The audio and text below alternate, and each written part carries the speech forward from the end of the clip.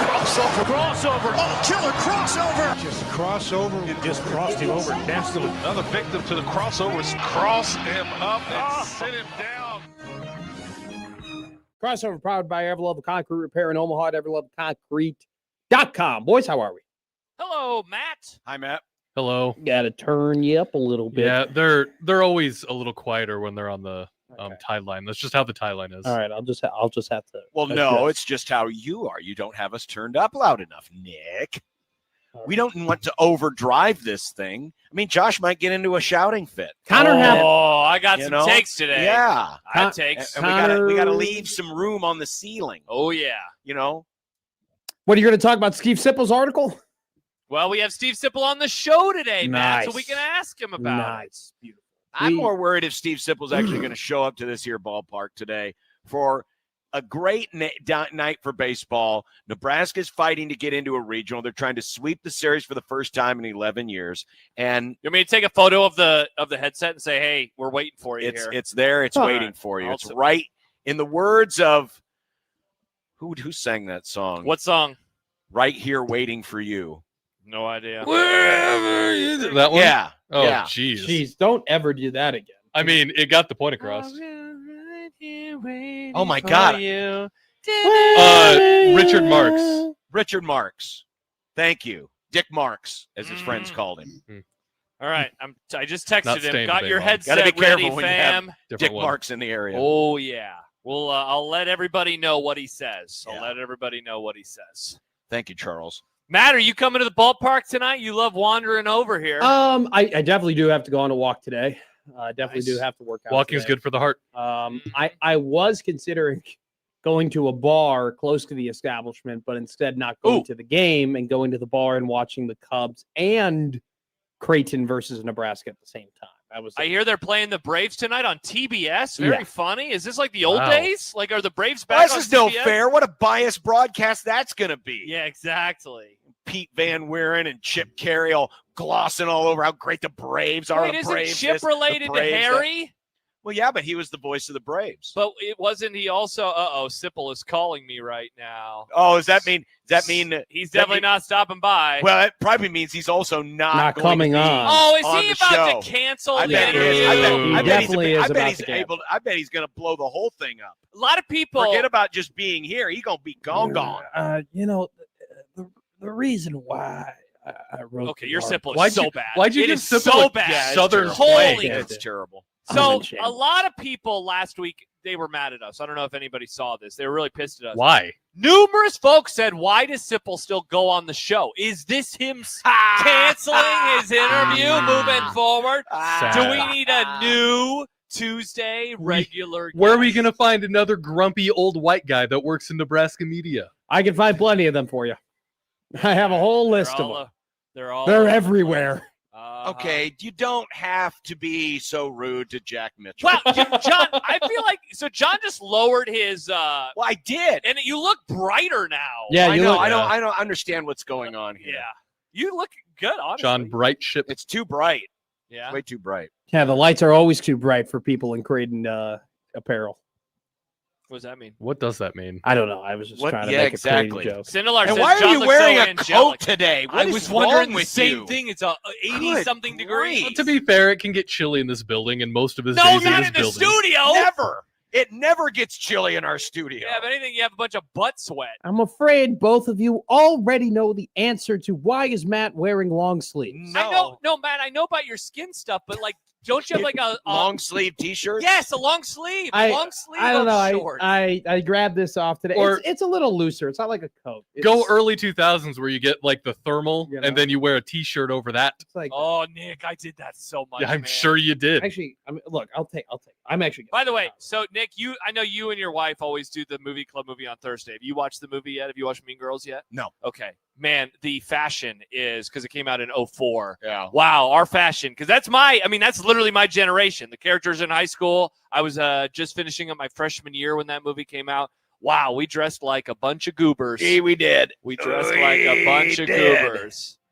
We did. Matt, Are you more comfortable I now? actually am a lot more. See, yes, because it's 1,000 degrees in the It's hot. studio. Right. Yeah. Stop doing that. I woke up today and said it was 51 degrees. I go, I'll put a pullover on. Man, am I the only one in this office that checks the weather? I check the literally weather. just said I checked the weather. But I it every check the morning. weather for the future, not for what it is like. Oh, no. literally in that Yeah, one I never moment. check the future. There we go. That Well, was- your problem is you check the weather way too far in the future when the forecast is not Wrong. accurate. And A then week you plan ago- your meals around it. a week ago, Exactly. Nick. Great a week point, ago, I said, "Wow, it's looking like it's going to be in the high 70s Now for listen the to him. final Listen Nebraska to him Creighton talk game." about this as if he predicted it. What? Okay, no. Yes, you can't he's blame me when it no, goes no. bad. You literally, the way you're This describing is garbage. This is what I said is last such week. garbage. Did you hear what I said When last I- week when I about what predict- somebody else said? when I But what predict- I said. When I predicted it, I'm wrong. I get yelled at. This is your fault. When I predicted it, I'm right. Oh, like you control the weather. Make up your mind, people. No, I did make up my mind. It's the way you said it. Unreal. Isn't it incredible? Unreal. It'd be crazy if people did that with your sports takes, too. That'd be a terrible way. Yeah, well, I did say that one Super Bowl is going to go to overtime, and it did. So did I make that happen, Matt? People are He's asking. going to be riding that high for the rest of his life. Yes, it's Oh, the greatest absolutely. prediction I've ever had. It is awesome. It's the only right one you've ever had. No, that's not true. I picked Nebraska to lose to Ohio No. State 52-17 that one I time. mean, John, you I say was right. you say one team is going to get shut out in one game, and all of your other takes have been just absolutely John, wiped away. Josh has a lot of predictions that are right, especially after he read that German book. Wrong. That was a good book. Wow. I predicted that book would be really good. It was really good. It was really good. That is. Oh, that's Matt, what's funny. going on? How are you doing Dave today? McMenamin is getting interviewed by his wife on national television right now. Why? Who? Malika He's a Lakers Andrews. beat reporter. Malika Andrews Oh, is that's interviewing right. I Dave forgot McMenamin. that he's married to Malika Andrews. Yeah, we need more like Who? media on media marriages. ESPN We're having a lot of media and athlete marriages recently. Or media and coaching affairs. Yeah, did you see, speaking of media members, I figured out a way to land this plane. Nice. I'm gonna get a text from Michael any second now. Who's that guy that our former producer Corey Lathrop? He loved him. He was on Ryan WEEI. Russillo. No, he was on WEEI and now he's on Barstool. Rush He, Limbaugh? No, No. Kirk McMinihan. Kurt There we go. Minahan. Thank you. So he was told, he's a Boston guy. Okay. Sources are telling Sources. him that the Seahawks are hosting the Patriots to open up the NFL season. To which my response was, no way the NFL wants to deal with that, do they? Like, a lot of people would watch, but they don't want to have the first Vrabel game and all of the conversation be about the weird offseason, would they? Or would they want it? They Who's to say 100% Vrabel will would. be there. Great question, Josh, John. That's a great game for the clicks. That's a great is. clicks It's game. it's a great I mean, game for the clicks. I've never. Though if you're Seattle, now let's just take this out. Yeah. If you're Seattle, would you want that? Because the attention's It takes- supposed to be on you. It would definitely take the attention away. But at the same time, if you're Seattle, you're like, oh, we just waxed these guys 8 months ago. We'll do it again because That's the thing. They're That's not why I that- don't think they'd they pick it really either. weren't that really game that good. Sucked. It Like, that kinda- game was terrible. It so they kind of might takes the want it. pressure off of Seattle, too. oh yeah, because all the attention will be on Right. Did you know Scandal this Boy coach had an and- affair? yeah, and then that's they'll true. go out and probably beat the. I've crud talked out of myself them into again. this. I bet this is going to happen. You're in. It's I'm in. no. It's gonna be. It's Put gonna it be on the Matt's list. Bears. Put it on the Okay, list. it's gonna be Matt's Bears. It's gonna be Matt's. How Bears. funny would it be if the Seahawks, instead of unveiling their Super Bowl banner, just unveiled the banner of the new Patriots logo of the one you showed yesterday? That's crazy. That'd be pretty Woof. funny. That would be pretty funny. I honestly think. I mean, first off, like I think the Seattle Seahawks lost more in free agency than people are willing to give them credit. They have Oh, they lost have. a lot. They have. Trust Yeah. me, some of us are keeping receipts. I mean, they lost Reek Woolen, they lost Kobe Bryant, they've lost Kenneth Walker. Like they've lost some guys, man. Matt, have you lost some ever guys. the NFL season? It is opened with your Bears, but one time since the NFL changed the structure, right? The 2019 horrible game against the Packers. Yeah, Is that the only time? the How only do you time feel about the idea of opening the season? I want Does it. it make you I want excited? it. I want it. Yeah. I want Cowboys it have more done than it a few times. Yeah, They did it last year. No, I wasn't bragging. I'm just saying they've done it a few times. Rams Yeah, I have done want it. I want this game. I think this Famously, could be. we've won a couple of Super Bowls. I think Lost to this the Bills, though. this could be akin to when the Lions played the Chiefs, and the Lions were kind of the team that were on the come up. Oh. And the Lions played the Chiefs, and they won that game. And I think that game gave the Lions a ton of confidence for the rest of the season, and they rode that for the Great first game. couple of weeks. Very great game. Now, granted, Kansas City should have won that game if Kadarius Toney didn't drop 1,000 passes. I say that all the time. What's his name? Chris Jones. I don't believe he played in that game either. He right? did not. Yeah, he was holding out. He wasn't a holdout at that time. Mr. So there Mr. were a couple of reasons as to why the Lions ended up winning that And game. that the Lions are good and have a good coach, Matt. You always That's forget true. about Yeah, that's true. Here we go. good Here we Dan go. Campbell. More NFC Central shaming of the Lions. Here we go. Say Well, my- they're not really Say that my good, division correctly. Says Say the my fan of the division team that correctly. hasn't won a Super Bowl Say in my 40 division years. correctly. NFC Central is way cooler sounding than NFC It North. is. You Come on. just, my dad was We all in know the. this. My dad was in the car. So they got a new car. All right. They got a red Ford Explorer, and it's my dad's car. And so for whatever reason, you can change music using Siri, but Siri only responds to my dad's voice because Siri now Interesting. knows that it's my dad's phone and it's his car. And he knows that it's Siri, just like John knows that it's the NFC North. And yet my dad goes, "Hey, Siri," every single time.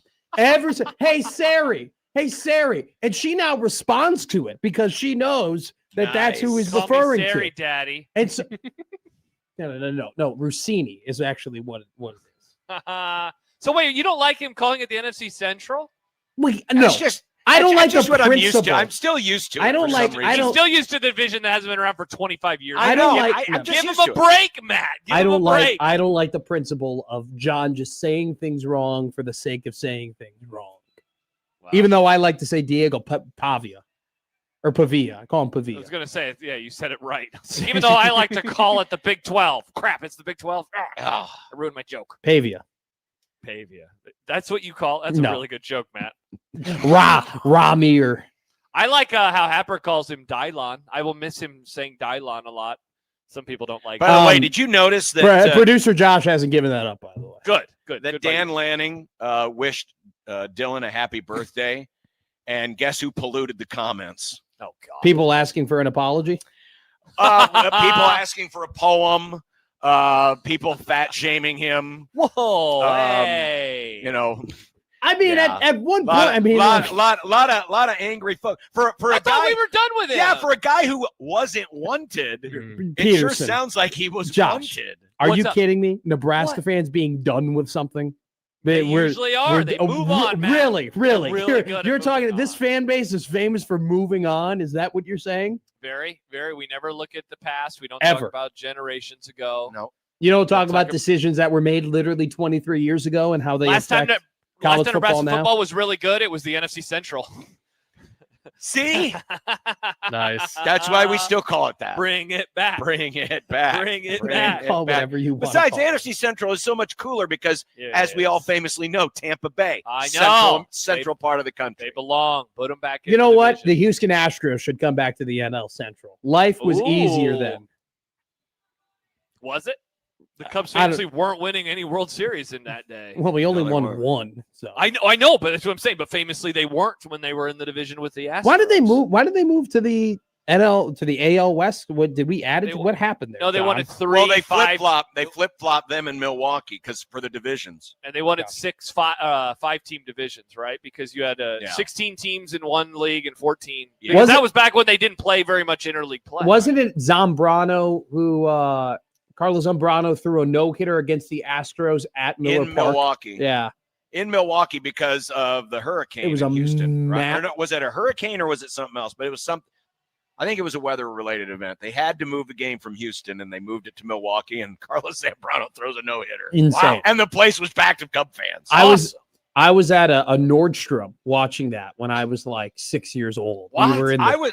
we were I in the was actually- shoe section. My mom was shopping for shoes, and they had that game on at the Nordstroms, and I was just sitting down, and I was like, Wild. "Mom, look, he's shutting them out," and I just sat there as she shopped for shoes, watching Zambrano carve down the Astros. This was back when I was still working mornings with Jack, and so I was in bed Oh. early. Oh, And sleepy then time, John. somehow I got wind Punk that shoe. he was he was close to a no hitter While you were in bed? So I don't remember. Wait, how did this happen? Like somebody talked into your dream? I don't know. John woke with the start I with don't his remember if I was nightgown and checking the night hat phone. and his candle holder. I probably checked the phone for the score.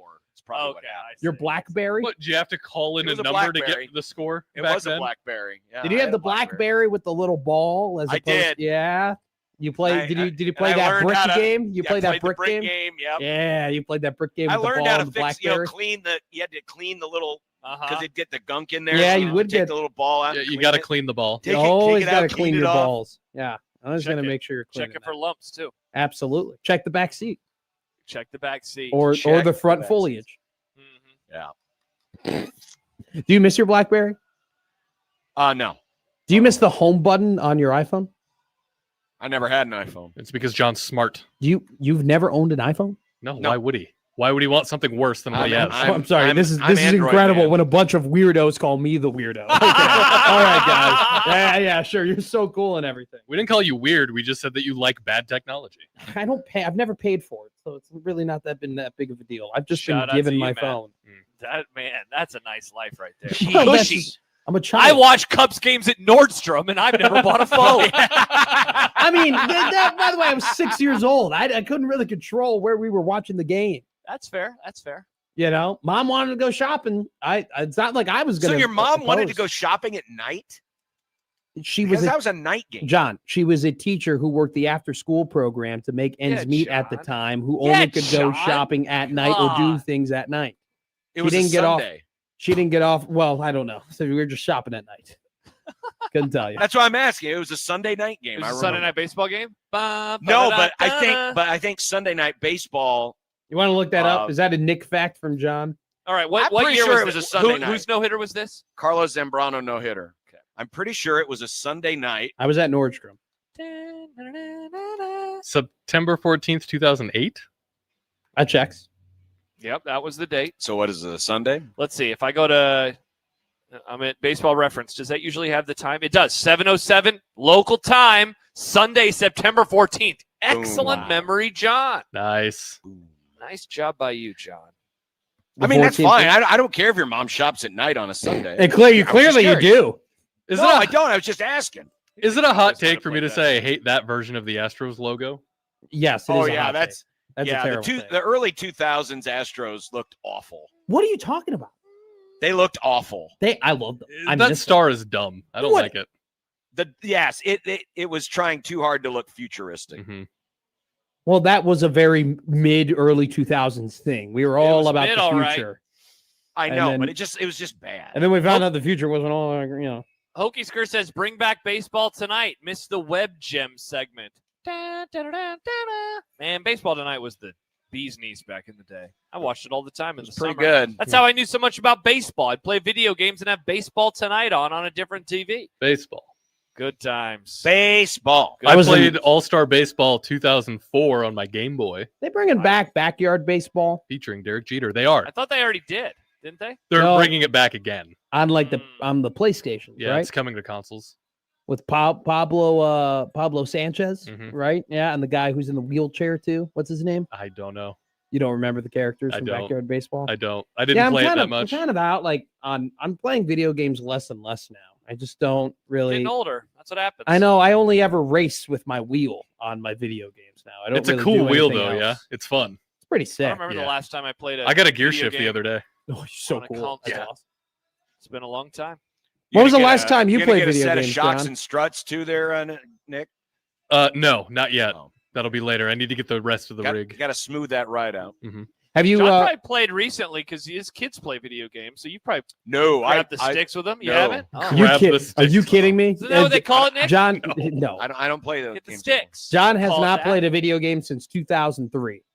No, that's not No, true. it's been recent, more recent than that. The last time I remember, it was after Charles Davis gifted us that Shout Madden out. game, and I played against my son, and he kicked the crap out of He me. the last time John played a video game, it was when Modern Warfare 2 came out, and he just kept replaying the no Russian level, but only the beginning of it over and over and Wasn't that over. the one where you're at the airport and you kill a bunch Yeah, of people? but you don't have to. Everybody just did it. I did. I did Exactly. You don't have to do that. Yeah, but I mean, you got to do all the levels. Yeah, you just gotta was shoot all the my goal. civilians, Why commit a couple It war was a crimes. level. They put it on the video game, Nick. Are you shaming 2009 me for playing that level? I'm not shaming you for playing the level. I'm shaming you for killing the people. You How- can complete that level without killing the How people. racist were you once in 2009, Josh? You can be honest. Not racist. Not racist. I got a feeling that this wasn't first Josh's German book he's ever read, if you know what I mean. I actually Not think racist. if we went back and we went through the Rolodex, we'd find that actually Josh can speak Oh, German. Here's a fun game. What I was your did take favorite German Call of classes. Duty lobby slur? Oh, so it's how deep does this state go? Yeah. Now, I will say this, Nick. When I would play games like Grand Theft Auto, would I kill people? Yeah. No, absolutely. It was a part of the game. I could just shoot this person, you know? The way that you said I that, could like just run people over with this fire. Like- truck. Exactly. It was fun. the way that you said that, like you were getting interviewed for a documentary. Like, would I kill people? Yeah, everybody was Everybody killing did. people. Everybody did. That was the game. That's how Sounds we like something out of a played. Manson doc. It was fun. Yeah, everybody was killing people. look, We were killing the Viet Cong. They were Look, killing us. look I to your decided right. to kill some women. Look to your left. One of those people were eating people. We were all doing The it. goal was always to see how many of the police stars could you get. That was always the goal. Everybody did. Just that. jump into the airport, then fly the plane and try not to get Yeah, exploded. but that's I never not did. the. I never See, did that level. see, Nick, you're always trying to make things as efficient as possible. All right, that's not the point of GTA. The point wasn't being efficient. It was just being fun. No, It that was wasn't Nick, even. So Grand Theft Auto, Nick. I don't know if you know this about video games. It's called a sandbox. Oh. Yeah, there you That's go. how Grand Theft Auto is. So you just kind of are able to hang out in the world and you Yeah. can do your little missions, or you can just run. It's people called over. sorry,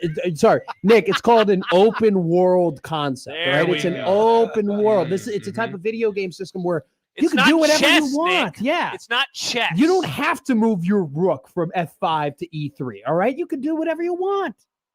I only did the airport thing because I wanted to fly the airplanes as fast as possible without getting my pilot's license or whatever.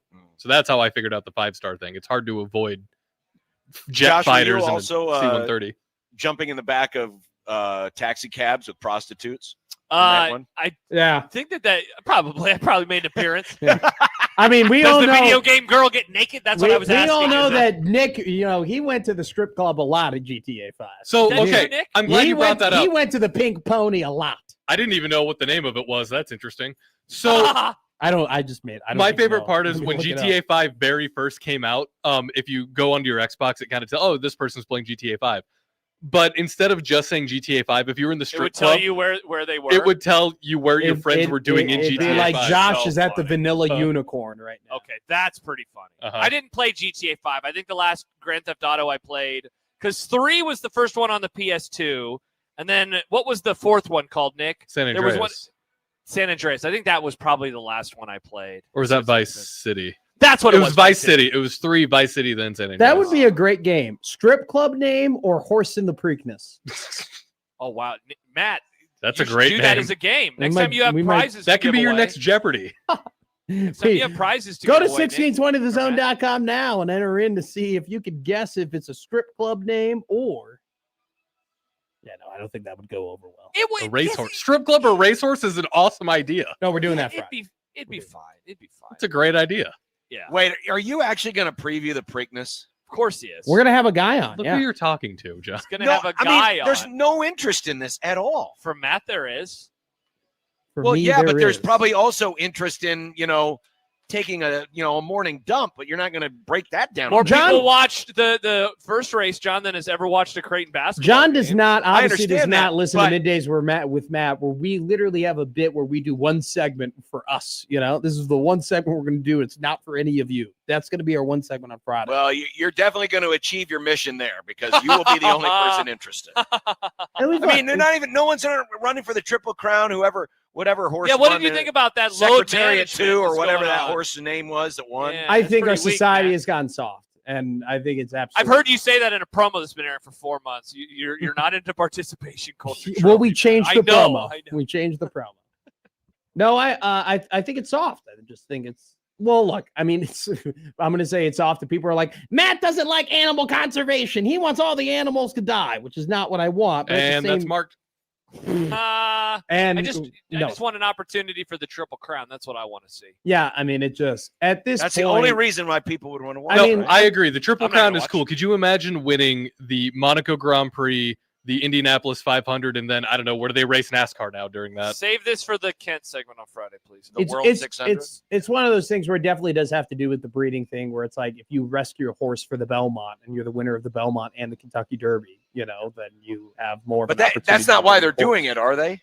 I mean, they're doing it because the horse isn't ready. But if you rescue a horse for the Preakness, you're more likely to win the Belmont. And the Belmont, I don't even think is going to be a mile and a half this season. Horse load management. So. Yeah, I mean, but like it's just one of those things where here it's we like bag on the NBA who plays once every 4 days. well, oh my God, 3 load races? management now. it's one of once those every 2 weeks. It's one of those things where they're like, well, it's too close together. But I'm like, that's the point of the Triple Crown. The point of the difficulty of the Triple Crown is 3 races in 6 weeks. Like they will never do that again, and they will never run longer. Matt, didn't it used to be every other week? Did it used to be 3 and 5, or has it always been 3? I don't know. I actually don't know. I feel like when I was a kid, it was they would race, and then 2 weeks later they would race, and then 2 weeks later they would race. But now I think that's. But what now they're racing this weekend, but then they're not racing for 3 more weeks. I think it's how many? What I thought it was. Am I 3. wrong? I might be wrong. Is what I'm saying. Oh, okay. When is the Belmont? I don't know. You tell me. I don't know. Belmont Stakes is June 6th. No. Yeah, I am. So that's in. Okay. Yeah. So that's it's 3. It's 3 races in 6 weeks. Yeah. Wow, so. sad.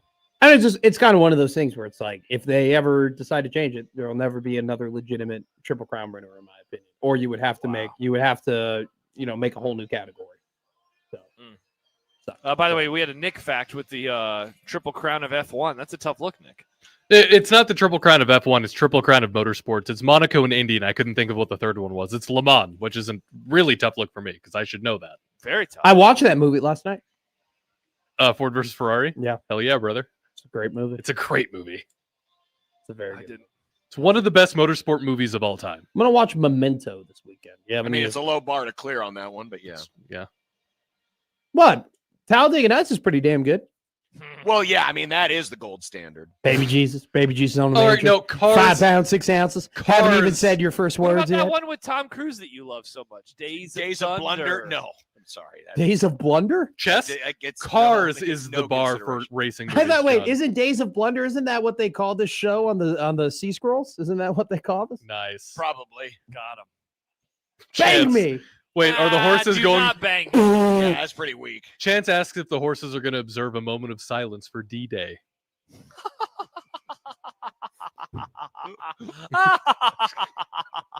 That would be awesome. Thank you, Chance. We all need to be quiet in the horse. Well, yeah, but My great-great-grandfather D-Day is was the on day D-Day. that Barbaro got hurt. Oh, R.I.P. Barbaro. Barbaro's Bastard is going to be a great horse name one day. Mm-hmm. That is a good horse. Barbaro's Bastard. Or Zip Up. if I ever own a horse, it'll be called Third Divorce. I think you've told that. The joke is getting less funny every time you say it. It's still solid. It's so awesome. I'm so cool. I'm so creative. I'm so cool. Why was that so funny to you? I'm a cool Your guy. delivery. Yeah, definitely you are. You really are, man. Absolutely. I'm a cool guy. Just a cool, chill guy. That's what I say about Matt. I'll be a cool, chill guy who will walk right next to the Chuck tonight, but not go into the Chuck to watch the game tonight.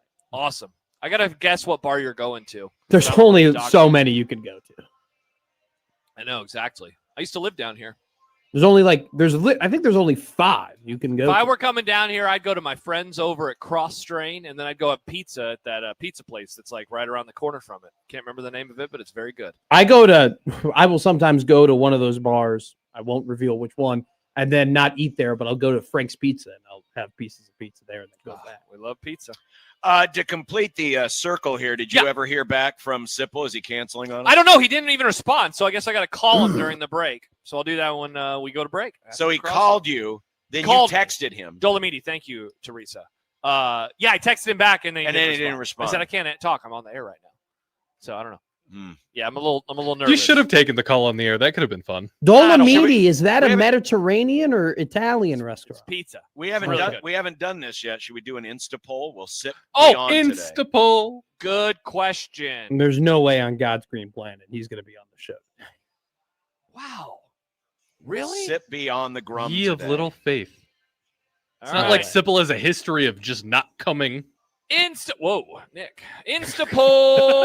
Instapoll. Go vote right now. 1 for yes, 2 for no. Just Will add Steve your number in the Sipple comments, but just the number. Don't 1 put a bunch or 2. Don't be adding a bunch of other stuff. It'll We got confuse really the excited count. about this Instapoll when it first came out, and then We it did. ended up being a real big disappointment. We will use it a lot more during football season. We will. This It's will going to be hit great- on Big Red Overreaction. This will be awesome on post-game shows because we can have it up for a long, extended period of time. It can And be then it'll get- sponsored. And then it'll get real annoying for the people who actually want to be in the comment section because all they'll see is ones and twos. That's why we are going to turn on super chats for Big Red Overreaction, and we will only read super chats during the show. I feel That like is- Mike Wazowski during. Yeah, but who's getting the Monsters, money for Inc. that? that's Not you. That's called a negotiation. Mm. Halvesies to Now- the company, halvesies to the host. I think it's only fair. Only fair. Oh, We so gotta- you are going to host every Big Red Overreaction. Wrong, John. When are we I might be doing traveling. BR? When are we doing the BROR draft?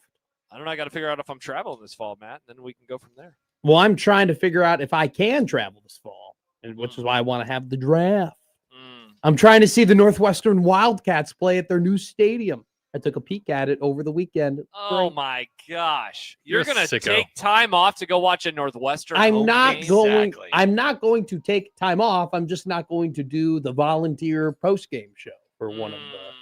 Well, I not can't wait to volunteer. see how many shows Schaefer gets. That's the. I think it's only fair that he gets 9. The Schaefer chunk is alive and well. I agree, Matt. Well, I only loved fair. also too when we did. All right, we're gonna release the BROR for the next year as well, and I had like 8. And I was like, great.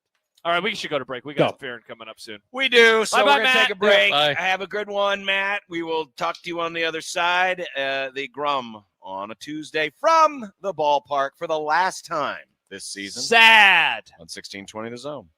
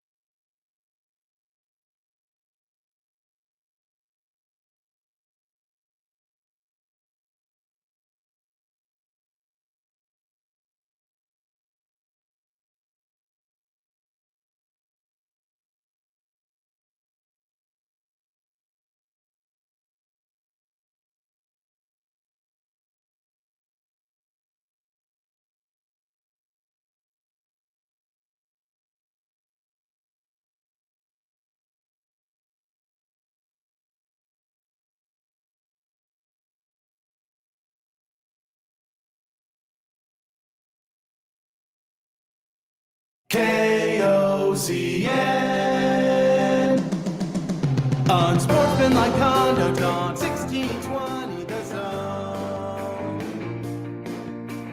Husker Athletics, Creighton, and yes, UNO. Don't miss a moment, they'll give you your fix. They're on every day from 2 until 6. Spend your afternoons with John, Josh, and Nick.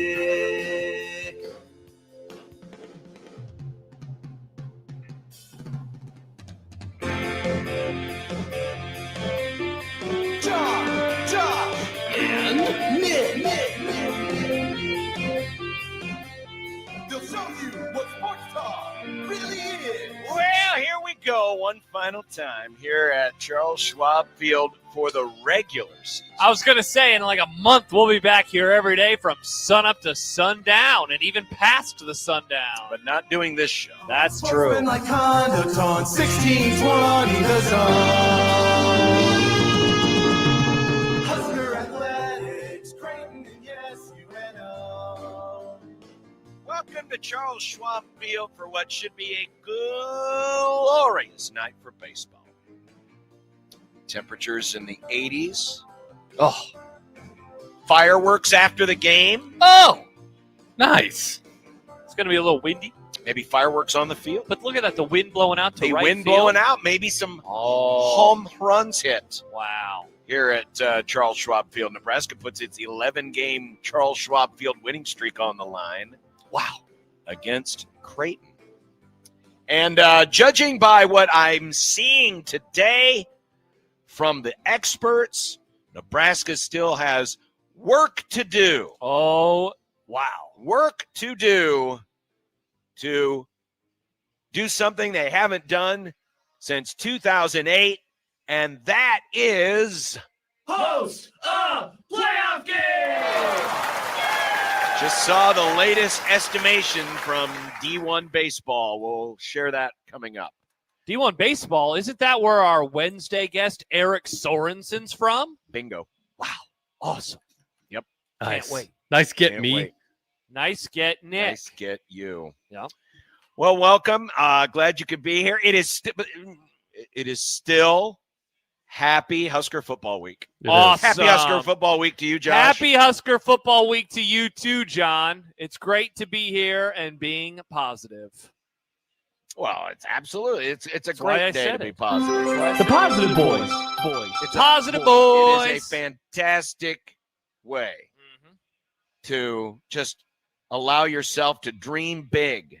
I love dreaming big. Dream big about all the great things that are going to happen in 2026 with Nebraska football. I love doing that. It's fun. In fact, it's the subject of our Liquid Trucking Happy Husker Week zone poll question. People are voting in these things like crazy these days, John. They do. We're It's- getting like handfuls of votes. Yes.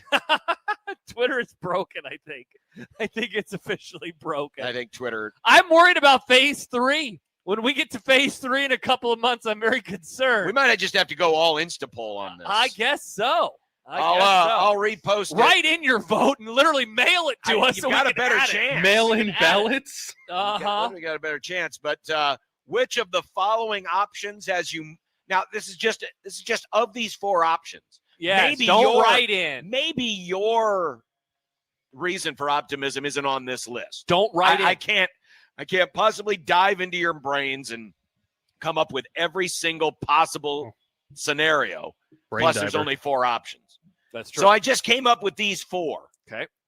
Which one of these four has you most optimistic about 2026? Okay. An easy opening schedule. Ooh, in quotes. That's Easy almost- opening schedule. Stay Gotcha. tuned. Our Happy Husker football factoid of the day will address that. Okay. Mm. Is it a mobile quarterback? People love a mobile quarterback. They People do. around here They do. love a mobile quarterback. Yeah, you got to worry about wearing the short pants when you're talking about mobile quarterbacks in this state. Is it a refurbished Power 4 experienced offensive line? Interesting. All five Refurbished. starters. Oh, yeah. All five starters. Yeah. Have Presumable, all have- five starters. Presumptive. All Yeah. five starters have Power 4 experience, including SEC experience, Mm-hmm. Big 12 experience, Big Mhm. 10 experience. The only thing we're missing is the ACC. That's true. It's the only thing we're missing. Or is it new defensive coordinator / coaches? Talked about that yesterday with Yes, we did. Brandon Vogel's column on Counter Read. Of those options right now, and you can go vote on the Liquid Trucking Zone Twitter feed. Be one of dozens. Be one of many dozens. The experienced O-line has 55% of the vote. That's where I voted. 27% like the mobile quarterback, 11% the new look defensive staff. Only 6.5% think the easy schedule. I would think that should raise pretty high on the list. Good take. I would think that should raise pretty high on the All right, list. we'll talk about that later too. Yes, we will. So you can go vote now, Liquid Trucking Zone Twitter feed at USC 1620. Go be one of the dozens to go. There are dozens vote. of us. There are dozens of Aaron us. Papillion says, what's the verdict on SIP? It's great that you ask us because it's time for the Grum down. It is. It's time for the Grum down. It's a beautiful night for baseball. Oh, Baseball. I wonder what we're going to get for a crowd tonight. Excellent question. People, I believe probably. on the morning show today, they predicted 13,000, I think was the number that I heard. It might be a little high. I would take the Such under a on nice that. night. Well, it is, but Every Nebraska fan can go down to Oklahoma City, but they can't drive to Omaha for a baseball game. What's up with that? What happened? What happened to this fan base? well, they're too busy looking for all the people who stole all their softball tickets. That's true. Trying to get those back. That's true. Nebraska loses a court battle, but the war has just begun. Uh-huh. Lots of takes on this. Lots of takes on this and $5,000 per hour podcast. Speaking of softball tickets, I saw this. appreciate the perk for mediocre to bad football. How dare you say something like that on Happy Husker Football Week? I know. I couldn't believe Sad. it. To see a quote like that was disgusting. Mike Farron will be along here in a few minutes from SiriusXM MLB Radio. Awesome. Michael Bruns, we will set the line Awesome. for tonight's pitchers used. And attendance. Pitchers used tonight. Michael Bruns, Husker247.com. Steve Sipple. Is a go. He called about something entirely unrelated to everything we were talking about. Completely understandable Yeah, when it yeah. comes to Sip. Yes, it was very understandable. But Simple is a go. We're talking to him later today. Super hot take market. Oh, boy. Mine's going to go to an area that it can be very, very, very spicy. Second Whoa. Amendment and abortion. No, but you're pretty close. Oh, wow. Whoa. Pretty close. Okay, Politics John. It's not me that brought it up, Well, you're bringing it up in Hot Take Market, but though. I'm bringing it up I'm bringing it up what someone else brought up. You're the messenger of a political take. Bye-bye, LeBron. Bye-bye, okay. I thought- basketball. I thought you were just about to do Bye Bye Birdie because I watched that episode of Mad Oh, Men. last yeah, night. yeah. Bye Bye LeBron. Yeah. I thought that's what you were about to do. I was like, wow, Yeah. did you just watch episode 2 of season 2 or season 3 of No, Mad I Men did last not. night too? Oh. And the World Cup goes Sesame Street. Oh, wow. Can't wait to find out what that's about. All coming up today, 402-951-1620 on the Liquid Trucking Zone Twitter feed. Hit us up. And if you'd like to email the Grum, you can by emailing either John at 1620thezone.com or Josh at 1620thezone.com. It's the Equitable Bank Zone inbox at Equitable. We take banking personally and answer the phone on the first ring. We've got Farron coming up in just a few minutes. I cannot wait. There's so many baseball things that are on my Well, mind. and I want to actually lead off with college baseball Cool. because the RPI has come up this week. Oh, yeah. Speaking of college baseball, by the way, a fresh slice. Oh, the slice is cooking in the oven right now, Nick? Mm-hmm. Or is it on the thing, like it's just spinning around? Oh, yeah, being it's in the cooked? warmer. It's in the Yeah. warmer. The slice was actually ready yesterday. It's a day-old slice, but still a good slice. Oh, Just you're supposed to reheat change it. that out. Just It's gonna be it's gross. You're supposed fine. What to if it's change been sitting, spinning around? It's going to look like a nasty hot it. dog. And now it's It tastes real okay. brown. Okay, Ah. well, You guys are too bougie. Oh, I want fresh pizza. I have fresh I takes would on the ju- show today, Nick. I would just prefer not to have pizza that, has Mm-hmm. been sitting there and passed over. Think of all the people that have passed over that pizza. They They're took like, all "I'm the good. other Nah, I'm pizzas. good." What, do you But want me that to one, throw there it was something away? about that one. You want to waste Nick was perfectly good busy food? today. He was preparing yesterday because he had to drive out, make sure that we're good to go for Friday. Oh, that's right. We're Nick got great see to go them for Friday, the by first the way. time. Awesome. I'm surprised Nick made it back. Good job, Nick. Very good job. Let's All talk right. baseball. We'll talk baseball with Fair next. It's Unsportsmanlike Conduct on 1620 The Zone.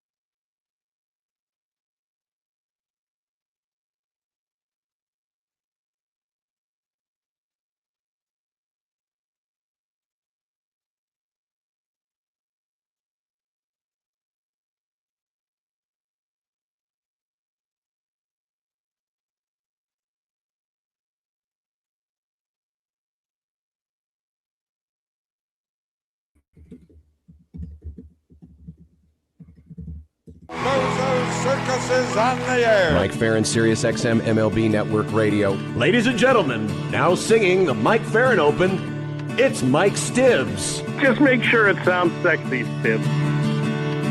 Lord Almighty, how can you stand Arizona? Your fair skin must be burning down into your absent soul. Mike, Mike, Mike, Mike, we can barely hear you. It sounds to me like you called us from inside a hole. But your phone calls lift me higher, like the ERA of Mark Pryor. Your hair looks like it's on fire. You're Mike Farron. You're just a hunk of burning love. You're just a hunk of burning love. Field, and the infield is being taken care of as we speak. We've got. Whoa, look who's so cool. He's got to wear sunglasses. Whoa. It's bright, Mike. It's so bright here. We have shades, as you know, Farron, in these booths. I don't want to have the He shades. could pull them down. Now he look. Yeah, exactly. What is going on? I always wear sunglasses at the ballpark. My eyes are sensitive, Mike. My eyes are very sensitive. He's trying to be in the worst cover band you've ever seen. That's the outfit today. Is that true? Insane. I look very normal, Mike. Sure you do. I have one for you though, Josh. I knew you would appreciate this. Okay. I know that you are familiar with the Sickos committee, although I am disappointed that you never could embrace Iowa's offense the way that they did. But the Sickos committee, I don't know if you saw this yesterday, did a poll of which baseball stadiums you could bring a gallon bag of spaghetti into without getting into trouble. No, I missed this. So this actually started about 4 or 5 years ago. There was a fan that got caught on tape. Like somebody took a picture of them eating out of a bag. I remember this. Spaghetti at an Orioles game, right? Remember? And then Orioles. yeah, it was Orioles. Yeah, Orioles in June of 22, I think is when it was. So they then last week a group of Brewers fans did it in Milwaukee, and they basically had a spaghetti feast in the outfield. So the Sickos committee went through and found which ballparks explicitly allow you to bring in a clear gallon bag with food. So where 21 stadiums have a very clear policy that would allow you to bring spaghetti to the ballpark. As they said, the possibilities are endless. So who are the nasty people that won't allow you to bring a bag? There's of only spaghetti? two that it appears to be pretty clear with. One is the A's, and I think the other was the Red Sox. There was some unclear nature on the policy. Please but for the most part, if you have a clear gallon bag, you can bring spaghetti to the ballpark. I mean, you can bring all the slurs you want to Fenway Park, but you leave your spaghetti out of here. Mike, are you allowed to bring spaghetti to the Chuck box? Are you going to bring a bag in during the 2026 men's? I'm not a ticket holder, so I tend to get a little bit more leeway. But we are allowed to bring water bottles in as press members. That's true. We should declare one of the days spaghetti in a bag day. Oh my gosh, that would be awesome. That would be excellent. I like the idea of bringing a bag of spaghetti on the first Sunday of the tournament. I think that's great. I think we should all do it. All right. Bag of spaghetti, first Sunday of the tournament. Wow. I can't wait. I can't wait. I want to start with college Speaking baseball. of the College World Series. I want to start with college baseball. I'm sure you saw this, but for the folks out there, so Kentucky was supposed to play Western Kentucky today. Okay. Or was it Northern? Was it Western or Northern? One of the two. It's got to be one of your directions. Anyway, they canceled the series, or they canceled the game, citing that because, and a lot of teams are doing this. Was it construction on their stadium like Troy Dannon? It was not construction on the stadium, but they're starting their final SEC series on Thursday. Yeah. And so they said, well, the travel and et cetera, et cetera. This happens to come on the same day where the NCAA sent out a letter to everybody telling them to stop canceling games just to manipulate the RPI. What is the answer to this? Is it completely doing away with the RPI? Yes. Is it changing the RPI? Yes, it's completely doing away with the RPI. The RPI is a basketball metric. It has no business in baseball. It's ludicrous. And I think even the committee chair recognizes that. I talked to Mike Alford a couple weeks ago, and we were talking about listen, it has evolved, right? It has been a much slower process than I think most of us would want. But the committee now has 3 metrics that they can consider. RPI is still the gold standard because it's been there the longest. They have KPI, which is the Kevin Pagwa Index. And then the third one is called the Diamond Sports Rankings, which is used for baseball and softball. And that's the newest one. Only one of those is designed for baseball or softball. The Diamond Sports, DSR. The other ones are basketball. I mean, Kevin Pagwa was an assistant coach at Michigan State who designed KPI to be a better version of RPI. I'm also convinced it's why Michigan does not score well in the KPI for baseball, which is actually pretty funny. Kevin's a good dude. Like, I've interviewed him, I've talked to him, like, he's awesome, but not a baseball guy, right? RPI factors in your opponent's strength of schedule, your opponent's strength of schedule, and where the game is played. And the reality is that home field advantage is less important in baseball because everybody gets the same amount of chances. And so I just like, I think that this trend has moved too slowly. I think it is patently unfair to the student athletes to have these midweek games canceled. Imagine if you're a senior on, so BC said that they were going to go over their allotment of games because they played in Puerto Rico, which is not entirely true. You were allowed because they played in essentially, what would be like a week 0 tournament out of the country. They were allowed 58 games. So they canceled a game with UMass Lowell. Well, if you're at UMass Lowell and you're a senior or a grad student and you're probably one and done in the America East tournament, like your second to last baseball game that you're ever going to get a chance to compete in was canceled. And I think it's a crock. I think it's absolutely ludicrous. And I think the reason why it continued to happen throughout the day, Monday, I guess it was yesterday, even after that letter came out, is because the committee did the same damn thing 2 years ago and nobody paid any attention to it. Yep. A rash of these this year. I think it's a terrible look for the sport. I understand why coaches do it, but I don't support it. And I also think that the committee has done this to themselves because they have not proven that they're willing to look past RPI enough. Now, I have a little bit of hope for this committee just because having talked to Michael Alford over the last couple of years about it, he really does give a damn. Like, this is the athletic director of Florida State who, anytime I have a conversation with him, wants to talk about the Big West. Not because he's looking for my opinion on it, but because he's watched them play. Like, that, to me, it's like, oh my God, that's mind-blowing, right? The committee chair would stay up to watch these games. We've even had baseball people, like true baseball coaches that have been on the committee who haven't done that. So, like, I really like Mike Alford. I don't know how he is as an athletic director of Florida State, but in my dealings with him, I found him to be super genuine, super impressive, and super passionate about baseball.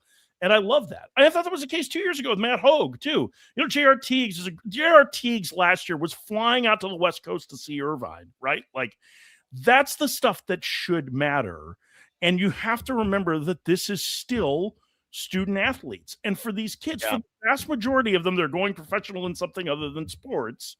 These last games matter. It's the same thing as over-recruiting and telling a kid. I had a coach tell me a story this week about this, and he said it was the worst moment of his life, where a kid was in the U-Haul getting ready to enroll in summer like basically the summer orientation and moving to where the school was, and he had to call and pull his scholarship because he didn't have enough spots. That's the claim that has to stop, as far as I'm concerned. You can complain about NIL, you can complain about all this other stuff and the even playing field. Like, let's just keep in mind that these are kids that you're taking away their opportunity from. So that's my soapbox on that. Amen. It seems, Mike, like a relatively easy-ish fix. Going back to what you said, like, it's just about what you're kind of, I don't know, taking into account, right, in terms of metrics. Like, it doesn't seem it's that difficult. Yeah. Yeah, I just think it's there. So in the committee's defense, there have not been good options up until this point. It would have been a mistake to take DSR when it came out in 2023 and instantly implement it without doing some verification and some data testing on it. But now we're starting to move in that direction. And you guys cover the basketball tournament way closer than I do. The committee has like 6 metrics that they can use, right? And there's not many surprises on Selection Sunday anymore. And listen, like, the surprise factor is kind of fun, right? But, like, in terms of fairness, don't you want the committee to make the right decisions to get the best in this case, 64 teams in the field as opposed to the 264 that are in the basketball tournament. Like, to me, I think that makes sense. And I'm glad that they're going to use it. I'm encouraged. Mike Alford is very excited about it and more excited about it than KPI, but I think they need more. There could be a Ken Palm version, right? Or somebody who's doing a base palm. There's stuff that could be better done on ELO rankings, like which is a chess ranking system. Like, there are a ton of different things that could still be done to help improve this. But my hope is that this is a step in the right direction, because I think it's an absolute crock that you're pulling in a lot of cases. These students, the true student athletes, final opportunities to compete so that a bigger program can get themselves into the tournament. That, to me, is wrong. Moving to the major leagues, Buster Olney today on ESPN wrote about the problem that teams are having with closers, having healthy closers, just having closers, period. Are we in a closer crisis right now? No, I don't think Buster's been paying attention to the fact that we've been moving to a more 1980-style system over the last 10 years, which is that there are a number of teams that don't feel like they need a closer because most relievers in this day and age have really good stuff. Yeah. I think that there are some who struggle in that role, that do not have the intestinal fortitude to handle the ninth inning. But a lot of times, after a guy's failed once or twice, they get it figured out. And I think teams have gotten smarter about that. I will make the argument, for as much as the win is largely irrelevant in the way baseball is played today, that the save is the single worst statistic that has ever been created for baseball. It was created by a sports writer in the 1960s. And I have mad respect for Jerome Holtzman, who is one of the great baseball writers of all time. But at the same time, like, it makes no sense to build your entire bullpen over the idea that there is one mythical person who can pitch 60 innings a season. And that's where the closers are going.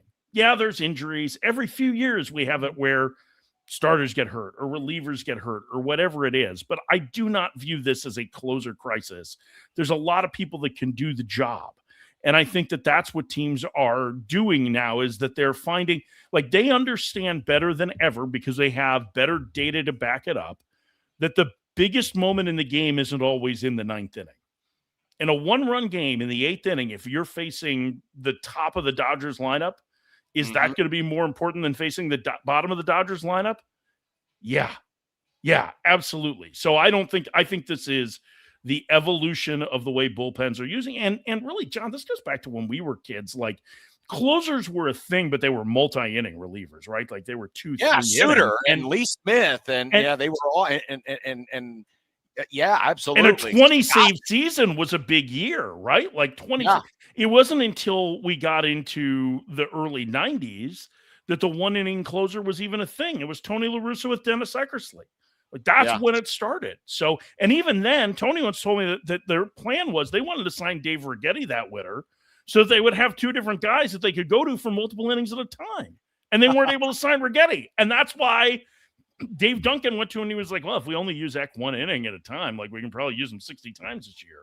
And that's where it came from. I blame the Rolaids Fireman Award. They used to do the Fireman Award. This was introduced in the 80s. And I remember it was always a commercial in This Week in Baseball, the Rolaids Fireman Award, you know. It was all about, you know, putting out the fire, you know. And it was like the mid-'80s into the 90s, early 2000s. When I was growing up. The explosion of the closer. Obviously, Mariano Rivera. Yeah. I mean, and then for me, Mike, I mean, Eric Gagne was like the dude, because he had that incredibly long streak for however many 84, I think. Yeah, something like that. Yeah. And it's nasty. Yeah, so, but that's, I mean, like, that's the thing. And like, listen, there was, you know, like, Goose Gossage was super critical of modern closers, right? Because he was a multi-inning reliever. Yep. But, like, you can't fault Mariano Rivera for that. That was the trend at the time, right? And nobody did it better than him.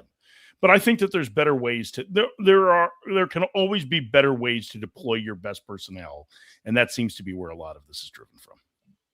Mike, I don't know if you've seen this or heard about this. Braves off to an awesome start this year. You don't say. A lot of the I don't really follow baseball, so that's news to me. This was more for John. I just wanted to make sure John knew that the Braves were good again. The Cubs are playing them tonight. What, in your opinion, is it's early? I know it's probably too early, some would say, to tell. But what is most sustainable and what is most unsustainable about their hot start? I think their bullpen is sustainable. I think that's absolutely it. I think with Raisel Iglesias and Robert Suarez at the end of games, they have the other guys. Like, I didn't even realize until early this year that Dylan Lee's been one of the best left-handed relievers in baseball for the last 4 years. You guys know who Dylan Lee is? I mean, John probably does. Josh, I don't think you could probably pick him out of a lineup of people named Dylan Lee. Like, I don't think you would have a chance, right? But like Lee's younger brother. He's No way. no relation to Stagger Lee. The That's a singer, right? No. Or was he in the show with the Confederate flag on the hood of the car? He was in that show, right? No, that was the General Lee. General Lee. That was General Lee. All right, get back to your Stupidly over here with his I'm looking at sunglasses Dylan. on. I'm looking at Dylan Lee right now. There's an Iowa State player named Dylan Lee. Yeah, no, not him. Baseball. Try baseball. Your search is not I see optimized him. for baseball. There's Yeah, a lot Iowa of State Dylan hasn't had Lees. baseball in 25 years. Yeah. Pamela Anderson has a son named Dylan Lee. Wow. Anyway, So I think that part is sustainable. I think the Braves offense is pretty darn good. And they've done this without Ronald Acuna Jr., who's been hurt. They've also done it with Austin Riley not being good. I think Riley's probably better than what his numbers have shown. Drake Baldwin has been great. Matt Olson is off to a tremendous start this year. And listen, they have some really good starting pitchers. I mean, Chris Sale is great. He's still great. The question is, how much is he going to be available? I think Bryce Elder has made some pretty significant strides on the mound where it's like, this guy's a pretty good starter. I think they're actually pretty similar to the Cubs in that I think the Cubs offense is probably a little bit better. I think I would give the Braves the edge in the bullpen, although the Cubs certainly have a lot of options. But both of them are pretty banged up on the mound and with their rotation. And that's the part where I'm not sure. Like, I question how sustainable it is unless they either start getting guys back or make some additions in a couple months.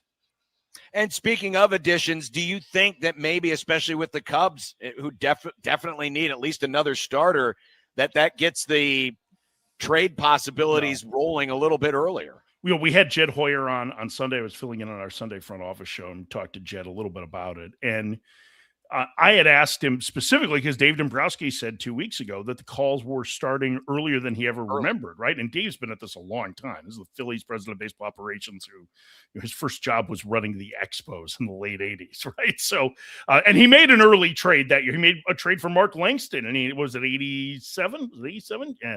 Where he traded for Langston, or 89, I think it was 89. He traded for Langston, traded Randy Johnson in that deal. So, like, he knows it's a little something about making big early season trades. But Jed said that, yeah, maybe the conversations are a little bit bigger now. And I think part of that is because there's some people that are circling, buzzards that are circling some of these big market teams that are off to bad starts, like the Giants and the Mets. And maybe at the time that Dave mentioned that, the Phillies, and trying to see if they can maybe strike some deals that'll help them save some money, because owners like to save money. But the reality is that most everything is going to happen in July. So it's basically like, how do you get through the next 6 weeks before trade season really opens? And that's the key. You've done it this long. You've banked a lot of wins. Can you bank a few more before you improve? But that said, I think the Cubs are going to be at the forefront of the starting pitching trade market. It's a desperate need, and the window is open right now. You just mentioned the Phillies a moment ago. It's interesting because the two teams that pulled the eject button or pulled the eject lever on managers face each other tonight in Boston, the Red Sox and the Phillies. I know it's too early to tell, but are you more curious than normal for an early season series like this, just to see which of these two planes that has apparently pulled the nose up a little bit has the most sustaining power? Well, I don't think the Red Sox have really pulled their nose up. I mean, that's everybody's under 500 in that division. The Phillies have played better. I think if you look at the teams that the Phillies played since they fired Rob Thompson, you could make a pretty good guess that Rob Thompson would have had success against those teams too. It's been a little bit softer schedule, so they've been playing better and they've gotten back closer to break even. I also think that, like, listen, Don Mattingly, this is not his first rodeo, right? I mean, he's been a manager in 2 other stops. There's really not a whole lot of difference in personality between Rob Thompson and Don Mattingly. Like, I don't know what your perception of Don Mattingly was as a kid, but I always saw a Yankee tough guy and all this. And, like, Don Mattingly rules. Like, I can't even begin to tell you how nice a man he is. And he's unbelievably chill. And, like, players love him because, 1, he's Don Mattingly, and 2, he just treats everybody with a ton of respect. So, which is exactly what Rob Thompson was. So I'm not surprised that the Phillies played better, but I think they would have done the same under Rob Thompson. The Red Sox is a whole nother mess, and I don't know. Like Mickey Gaspar is hitting second and playing first base today for them. And Wilson Contreras has a banged up hand. Like I don't know that you're with that amount of investment in the roster that a guy that doesn't have any big league managerial experience is somebody, even albeit a baseball lifer. You know, Chad Tracy's dad is Jim Tracy, the former manager, and Chad's been around the game, and I think his baseball acumen's pretty strong. But that's a really difficult spot to be in as a first-time manager. And I just don't know that, based on some of the issues that they've had in their rotation and based on some of the issues they have in terms of the power in their lineup, and really, even though there's a bunch of teams under 500 in their division, how tough their division is, I think the path for them getting out from underwater is a lot tougher than the one for the Phillies. Mike Farron, Sirius XM MLB Radio, just saw the latest projections on D1 baseball. Nebraska is on the 20th seed line, so they are on the outside right now, but and they would go to Kansas. See y'all at the Hog. Just remember that as Kendall Rogers thinks he's the committee, he's not actually the committee. You can tell him myself. Oh, I know that, but that regional was pretty funny because I think the other two teams were Central Missouri and Edwardsville, right? SIU Edwardsville that were in there. So you want to talk about a good regional battle, like that would be pretty fun. Those three teams going to Kansas. Yeah, what was it? It was Kansas, Missouri Nebraska, State, Central Missouri, SIU. And Nebraska's got history against Missouri State. Missouri State, when they went to the CWS, came into Lincoln and upset Nebraska in the regionals. Nothing will ever beat. Do you remember the Central Missouri State team that they had? Gosh, this is going back 10, 12 years ago. They were really good. They couldn't host the regional because they couldn't move a AA series. They were host the super, and they had to go to Arkansas. It was I'm trying to think. John Harris and Matt Hall were their starters. Remember Matt Hall played in the big leagues with the Red Sox, actually lefty. I wanted an Arkansas Central Missouri because that super was so chippy. It made the Oregon UCLA series this weekend look like Tinker Toy. So chippy. Yeah, that one got a little nasty. Listen. Good to see a Big Ten rivalry like that. Yeah, John. classic Big Ten rivalry. I love John Savage, and John is great. You've known John for years, right? He's awesome. Yep. But if we were going to throw down in that, he would have no chance against Mark Wasikowski, who last missed Arm Day in 1942. Josh, do you know what Mark Wasikowski looks like? He is 6'6". He's probably 240 pounds, and he is the most yoked individual you have ever met. Like his biceps have biceps on them. He is just like, he is a unit. It's basically if you took two TJ Otzelbergers and stacked them on top of each other. Yes, that's a great example. And he's like a high energy guy. I love Waz. But like, man, I would not want, like, if we're gonna go coach mano a mano, I think Savage is probably like, my back. All right. Well, where are you going this week for a regular season finale? Where am I going? Raleigh. I get distracted because Charles corrected me. Missouri State. You're right, Charles. Thank you. I did not. I think I said Central Missouri. It used to be Division Southwest Missouri State. Right. Central Missouri's Division 2. Go Mules. Yeah. I am going to be in Raleigh for the first two games of NC State, which is always fun. And then I will be Saturday in Durham for Wake Forest, Duke. And then, I'll be in Charlotte next week for the ACC tournament when we talk. Awesome. Looking forward to it. All right. See you, Farron. Have a great week. See you, boy. Right. Mike Farron, Sirius XM MLB Radio and ESPN and College World Series here on 1620. Wow, it's going to be great. That's just a month away. It's just a month away. It's already here. My prep's already here.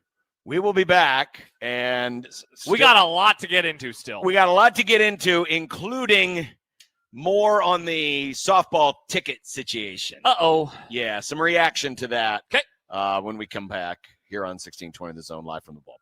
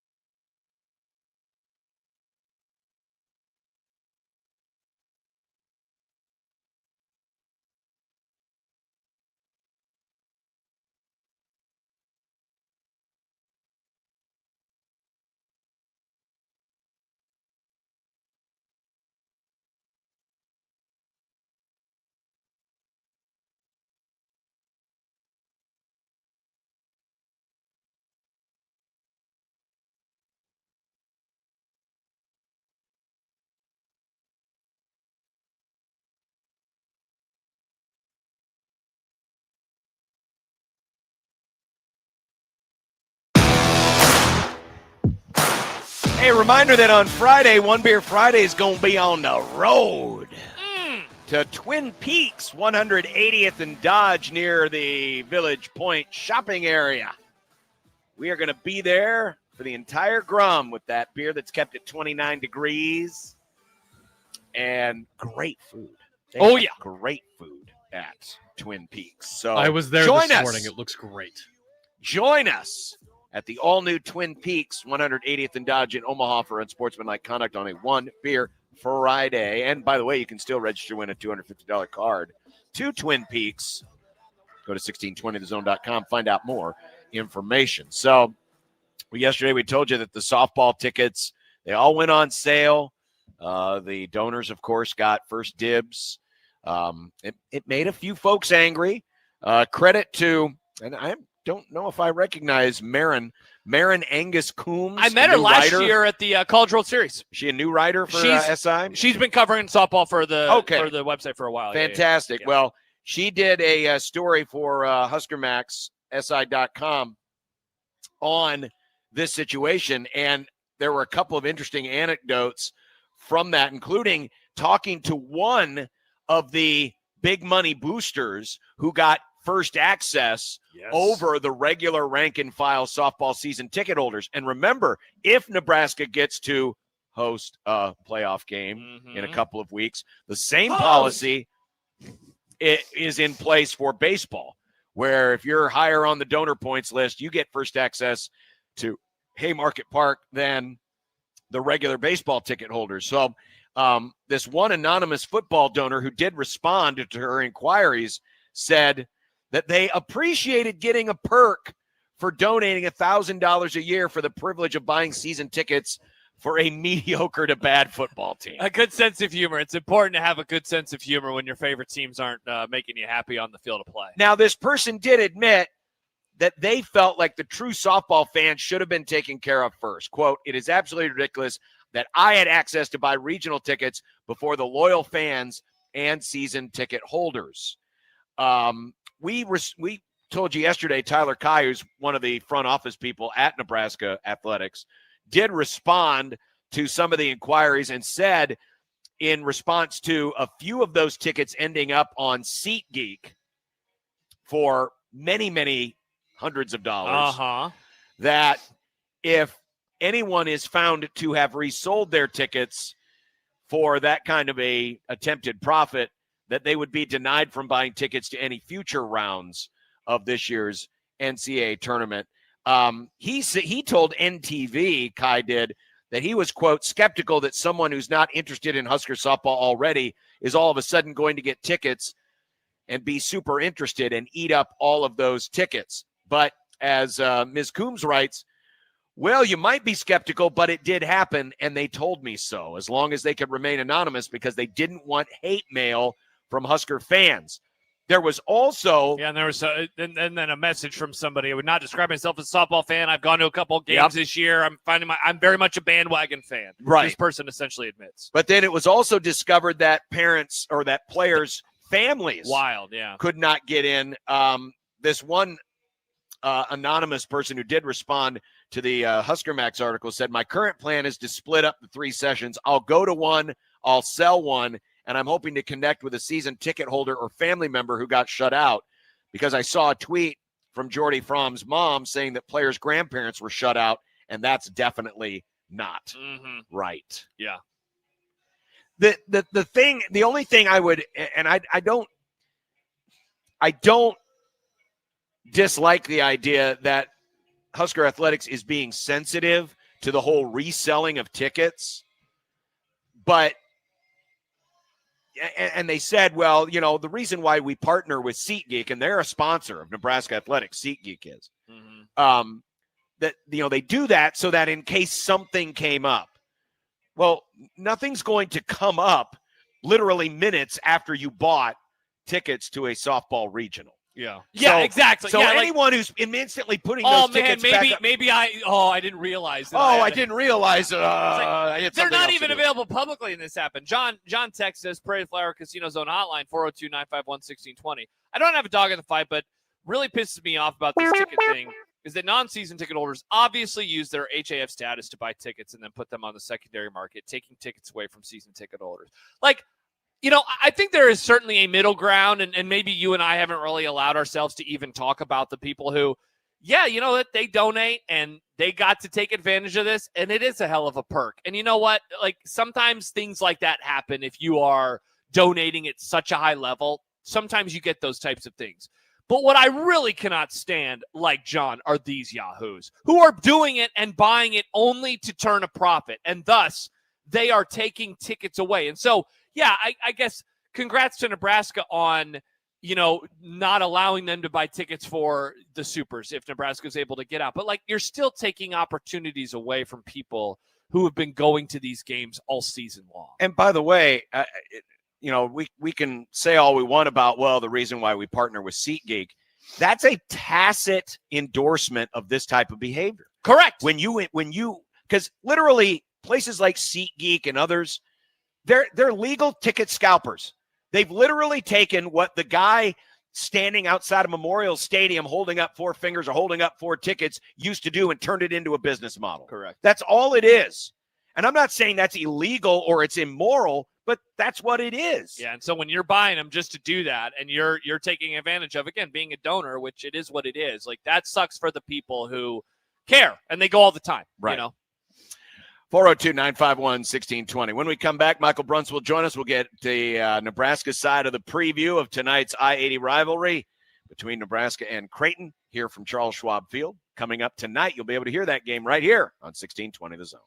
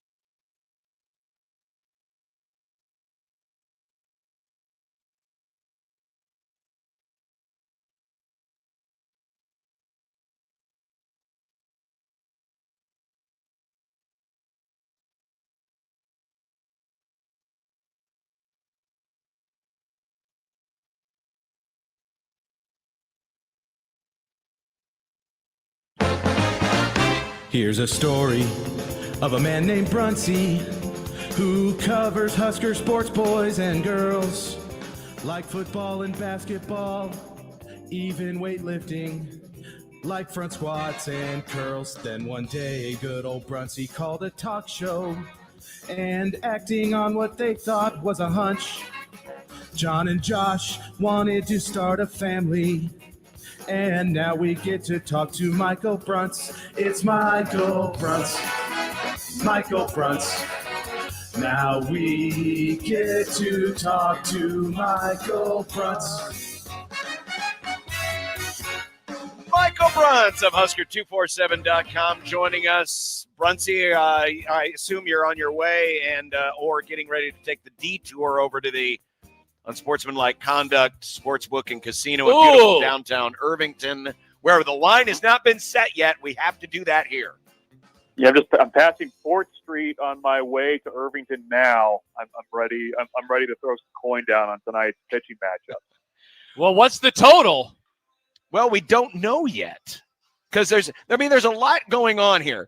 The Huskers are going to go with Cooper Katsky, a former guy in the weekend rotation. Now he's going to pitch tonight. The Jays are going to go with Ian Kuzman, but both teams have Thursday openers on the road in conference play to end the regular season. How much do you think that affects Nebraska's pitching situation for tonight? I think a lot. I mean, you're coming off of a weekend where you had to get a little aggressive with the bullpens on Saturday and Sunday. So much so that you had Tucker Timmerman pitch 3 times on the weekend. Colin Nabachek pitched twice on Saturday and Sunday. So, I mean, you and I were messaging, the handicappers are messaging here, and it feels like it's going to be a little bit more of a pitching change friendly game in this one. Could you see some lower leverage guys? Even though for Nebraska, this isn't really a low leverage situation. They're right on the edge of this whole regional conversation. D1 Baseball barely had them as a host. Baseball America barely had them in as a host. D1 Baseball had them on the outside looking in. So they really need and want this win tonight. But does that necessarily mean you throw a lower leverage arm in a spot like this? I think given everything, I think the leash will be shorter, but you'll see some of the higher leverage guys. So I think 12.5 feels like an okay number to me for this one, pending what Creighton decides to do. Right, and Creighton's in the same boat. I mean, they've already clinched a spot in the conference tournament, but they still have an outside chance of getting the top seed, but they'd have to pretty much sweep the Xavier series to do it. I mean, and Creighton's kind of approached this anyway, using it as a test for a lot of different arms. So I'm thinking, the first game had 11, the second game had 12. 13. I don't think it's crazy to think that tonight we'll have 13 or more. I think 12.5 might be the number. Okay, I like it. I think that's where it's set. I can 12.5 it is. Put my money down. All right, Brunts. 12.5 it is. Go bet right now at the Unsportsmanlike Conduct Sportsbook and Casino in beautiful downtown Irving. Brunts, less about tonight, more about the rivalry. Both coaches have talked to the media as of late about the idea of this series being a weekend series rather than something that is played once a month for over the course of the year. Is this something that you think is going to become like a realistic conversation? Is this something you think they could actually make happen? It's been done before. Do you think that it's something that we could actually see in the future years? I would not bet on it. I don't. I would bet on the pitching matchups for that for sure. I think. I mean, from Nebraska's perspective, you have the one open weekend within conference play where you have to find an opponent. It can be tough to make that matchup. I think the hang up for them is what do you find? Let's say you have to play Creighton 3 times on a weekend, but you have to find 3 midweeks somewhere in your schedule against programs that you would assume will have a fairly competitive RPI. So or whatever metric they're using in the future when that changes. But yeah, I mean, I think that's the biggest challenge because, Nebraska is already playing, home and homes with Kansas and Kansas State. They in the past have had to go heavy on the Summit League matchups, and I don't know that that's necessarily what they would prefer to do. And when you kind of start looking at what's available around the region where you can get to on a Tuesday night and back on Wednesday, because that's also a consideration. I mean, it would be, you say, yeah, go play Missouri or something like that in the midweek. And, I just don't know if that's as realistic as being able to get Creighton for a midweek. So I think that's kind of a big hang up and kind of how to make all that work and the scheduling piece come together of it. I don't know what the appetite really is from Nebraska's perspective on that. And I understand Creighton's coach saying, well, why not just play it a weekend series? Like, it makes sense, but it also is a little bit tougher, I think, to make everything kind of line up in a way, especially, when you're looking for those kind of value RPI type games in the midweek to kind of make all that line up for you. We've seen a little bit more of Trey Fikes behind the plate for Nebraska since the last time these two teams played, and he has responded. He's hit pretty well at the plate as well. Where is this to give Worthy just some time off, because he has been on a grind this year for this young freshman who's having a great year? Yeah, no, it's well, and you get your choice. It's either Trey or it's Larry. You got to call him what you want. So yeah, Larry Fikes. He's had a heck of a last couple of weekends, and the way he got in the game was Nebraska really liked the pairing with him behind the plate catching for Carson Yasa, and for whatever reason the two of them just kind of clicked. And what Larry Fikes did when he had those opportunities was he just absolutely hit the baseball. I would need to go back and look, but I would guess that probably 80% of the balls that he hit last weekend against Iowa were 100 miles per hour or more off the bat. Like, he was really lining things up pretty well. And he's a really good defensive catcher, and that's why Nebraska is all of a sudden in this situation of, you've got this catcher that does a lot of things well. He's also swinging a hot bat. So what do you do with Dieter Worthley? And is there a chance you could see him in the outfield somewhere? Maybe. Then you have to maybe think about doing something with Jet Buck. You move him back to second base and take Rhett Stokes out of the lineup. DH isn't really a great option either for him too, because Will Jeski's also swinging a really good bat, and he's got a bad hamstring and can't really run around in the outfield. So where does that leave you? I mean, it leaves you with some decisions you have to make, and that's kind of where they're at now. So we'll see who they write in the card tonight. I would expect that on Thursday up in Minnesota, you'll probably see Fikes catching that game since Yasa will be starting. But there's kind of these, I guess, role-type players in Nebraska's roster right now that all of a sudden are really swinging the bats pretty well at a pretty good time, and he's probably at the front of the group. Larry Fikes, by the way, sounds like a guy who probably gave up like 3 home runs to Mike Schmidt on a windy day in Wrigley Field in like 79. I mean, it's such a great name. It's entirely possible. Yeah, he's the Trey is because he's Larry Fikes the third, I believe. There's other Love Larry the name. Fikeses out there. Love it. Yeah, love it. Brunson, we're talking. Well, not if. We'll be talking in a week. If Nebraska is able to go 3-1 tonight and then against Minnesota on Thursday, Friday, Saturday, are they essentially in the same spot that they're currently at in some of these projections, where some are going to have them hosting and some are going to have them right outside the door? Yeah, I think so. I mean, I think 4-0, you're feeling pretty good. 3-1, you probably have work to do in Omaha at the Big Ten tournament. You'll be, if they go 3-1, Nebraska will be the 2 seed. So, you're feeling okay there. But yeah, I mean, it's going to come down, I think, to Nebraska for, what metrics are they really going to value this year?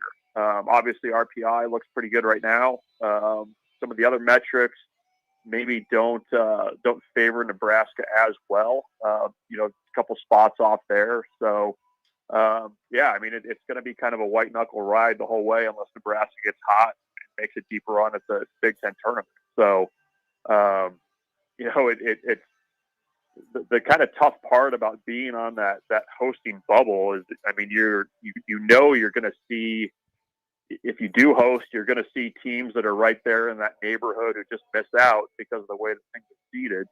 And, if you, miss out, you're going to go somewhere and have to play one of those teams that's right in the neighborhood of the RPI. So, Nebraska's probably best course going forward is go 3-1 or 4-0 and then win a couple games in Omaha too and kind of see how it goes from there.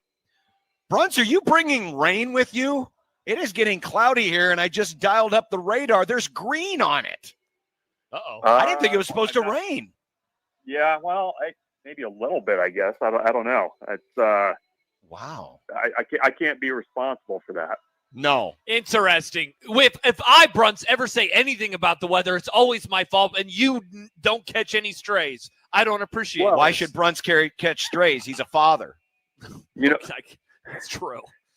You got to be careful, though. You get a couple of green spots on the radar nowadays. That's enough to cancel a game this time in May. So That's true. That's true. Kentucky's on the phone right now saying, cancel. Get that tarp on the field. Now. Bruns, can you either confirm or deny that Husker 247 was going to host one of those $5,000 an hour podcasts that apparently Nebraska's... Oh, great question. In the CSC? In the CSC complaint? Yeah, I wish. That was not us. So I would be curious to know. And I would want a minute-by-minute breakdown of that, too. That's good work if you can get it. Hell if anyone's looking to have a host to a $5,000 an episode podcast. Not the only guy who gets that kind of money is Rogan for his podcast. Yeah. Oh, anyway. All right. Brunsy, appreciate it. We'll see you at the game. Don't bring the rain with you. Yeah, I'll try to leave it around exit 420 here. Ooh. I get it, Bruns. Nice. I like the way you're thinking. Yeah. All right. Bye, Bruns. We'll see you at the park. Hey, guys. Yep, Michael Bruns, Husker 247, joining us here on Unsportsmanlike Conduct. Yeah, what in the world? It was so sunny and nice, and suddenly it's dark. And well, I was curious because it's like getting dark, and so I pulled up the weather service, and yeah, it's there. Look at there's green. I don't like that. Look at all the now green. It's north of us. Is that north? It's of north us? of us, but it's sliding this direction. All right. Well, that's not good.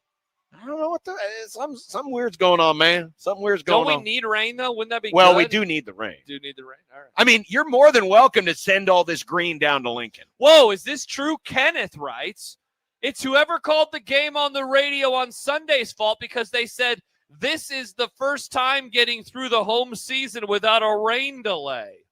Who was that, John? It wasn't me. I was at home cleaning out my garage. Well, Connor and I were doing television. On Sunday? On Sunday. Uh-oh. We were doing Sunday. Charles says it's the Ameritragedy ghost. I mean, TD Ameritragedy did post something today. I saw that. They said, I will join. Here he comes. Uh-huh. Here he comes. He's sure it. We don't know. Uh-huh. Non-binary, TD Ameritragedy. Yeah. Wow. All right. Unreal. We'll be back. We got to talk about that CSC thing. There's a lot of interesting stuff in there. But as we go to break, we forgot to play. This is Happy Husker Football Week. Mm-hmm. It is time for our Happy Husker Football factoid of the day as we go to break. And we'll be back to still currently dry Charles Schwab Field after this. There is no place like Nebraska.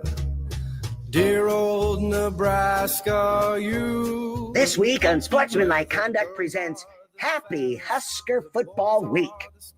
A week of celebration as we count down to the 2026 Nebraska football season. The last full season where patrons in the South Stadium will have to walk 96 steps to get to the nearest concessions and bathrooms. And now, Unsportsmanlike Conduct is very happy to announce today's Happy Husker Football Factoid of the Day. It has been well documented that Matt Rule's record versus the AP Top 25 as a head coach is 2-20. But with a schedule that will likely feature no ranked teams in the first half, Nebraska's chances for a quick start in 2026 look great. Matt Rule's Husker teams are a spectacular 19-9 versus ranked foes since assuming command of the program in 2023. This year's non-conference schedule also features no Power 4 programs.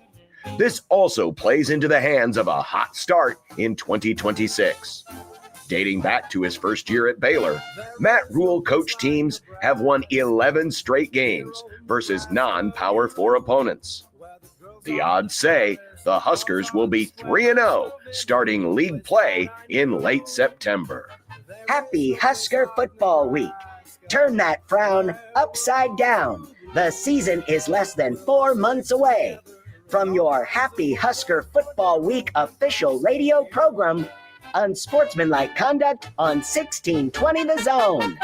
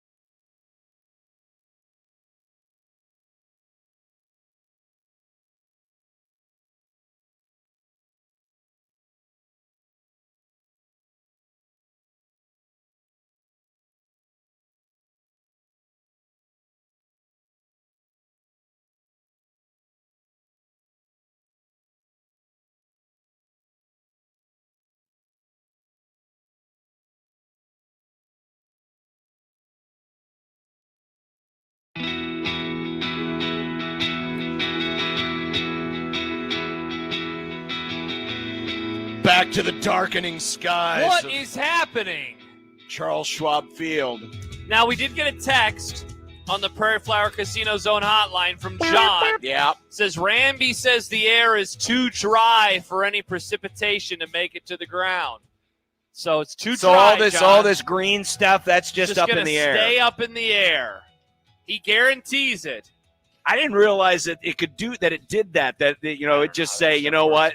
I'm good. It's so dry. I'm just going to stay up It's going to here. dry the rain. Uh-huh. I don't know how that stuff works. By the way, what's your walk-up song? We're going to hear some walk-up songs tonight. Ooh. Let us know. You can win a 4-pack of sweet tickets to see the Savannah Bananas play at Memorial Stadium on June 13th. $200 cash and a free duct cleaning from McCarthy's 1-hour heating and air. That's a $900 value.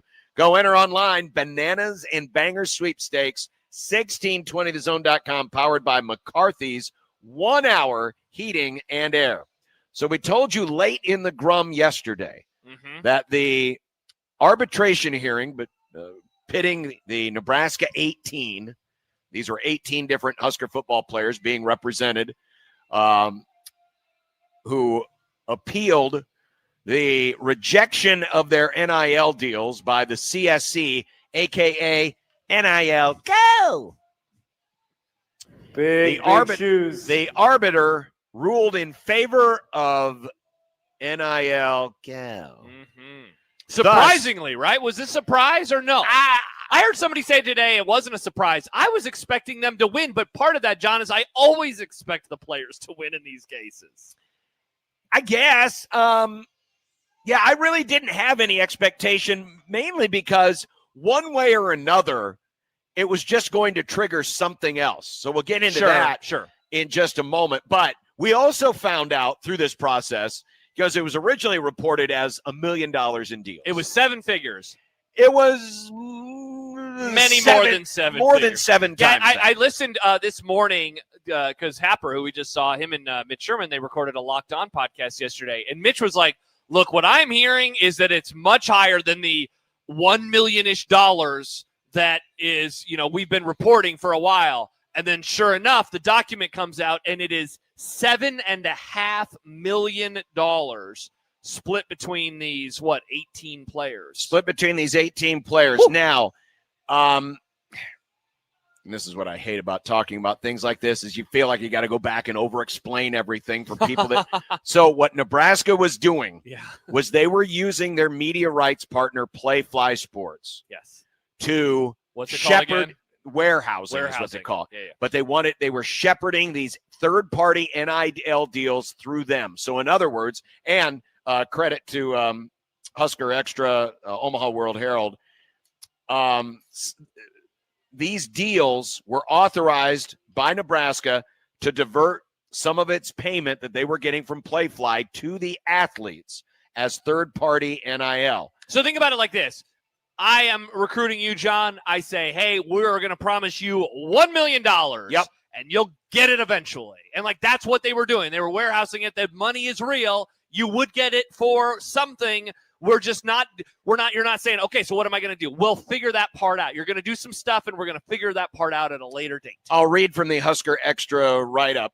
Instead, the CSC said the deals amounted to warehousing the athletes' rights for undefined use.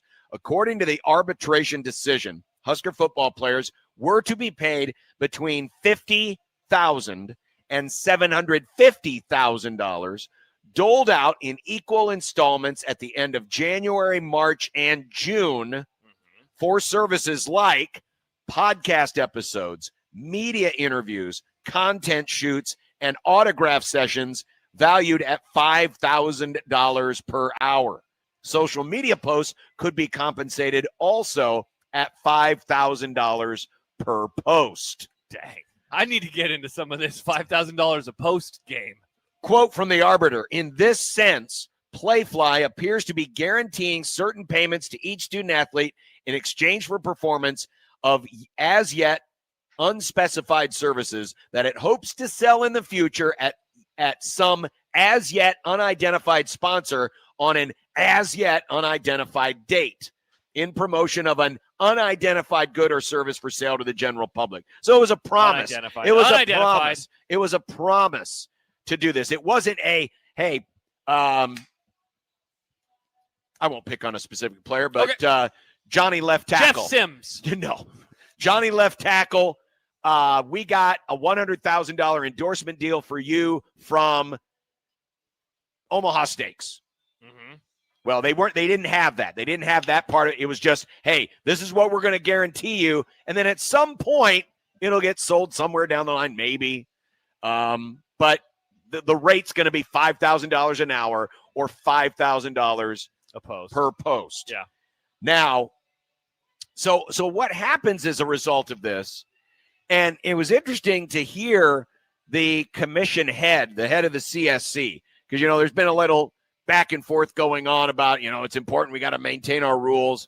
The other side was saying this is ridiculous. This is not what we agreed to. But how they were much more deferent in terms of their tone after the ruling, saying, hey, you know what? We're not against young men getting paid. We're not against athletes getting paid. We just got to uphold our rules. And so the idea is that Nebraska will eventually resubmit all of these things.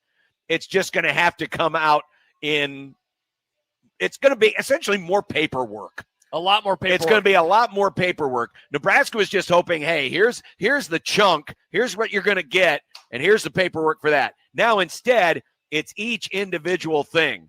So basically, what it sounds like to me is anytime they would do an interview on their radio show, yeah, they could get paid for it. If they did an extra special podcast, they could get paid for it. If they did a social media post, they could get paid for it. Now it sounds like they may, at least how I'm understanding it, they may have to document and submit each individual thing. Yes. Which just creates more paperwork. Yeah. Brian Seeley, who is the commissioner of the College Sports Commission, this was a quote that he had on Monday. This case was never about whether these student athletes could get paid. Right. It was about whether they could get paid in this way, which leads me to a comment from Kenneth in the YouTube chat.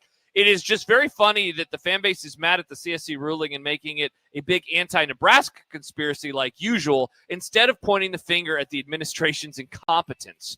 Always the victim of anti-Nebraska legislation. By the way, going back to Dellinger's story about this, he said the neutral arbiter declared a resounding victory for the CSC. One person who's seen the full arbitration ruling described it as, quote, a beatdown, end quote. So that was how they viewed it inside of the room.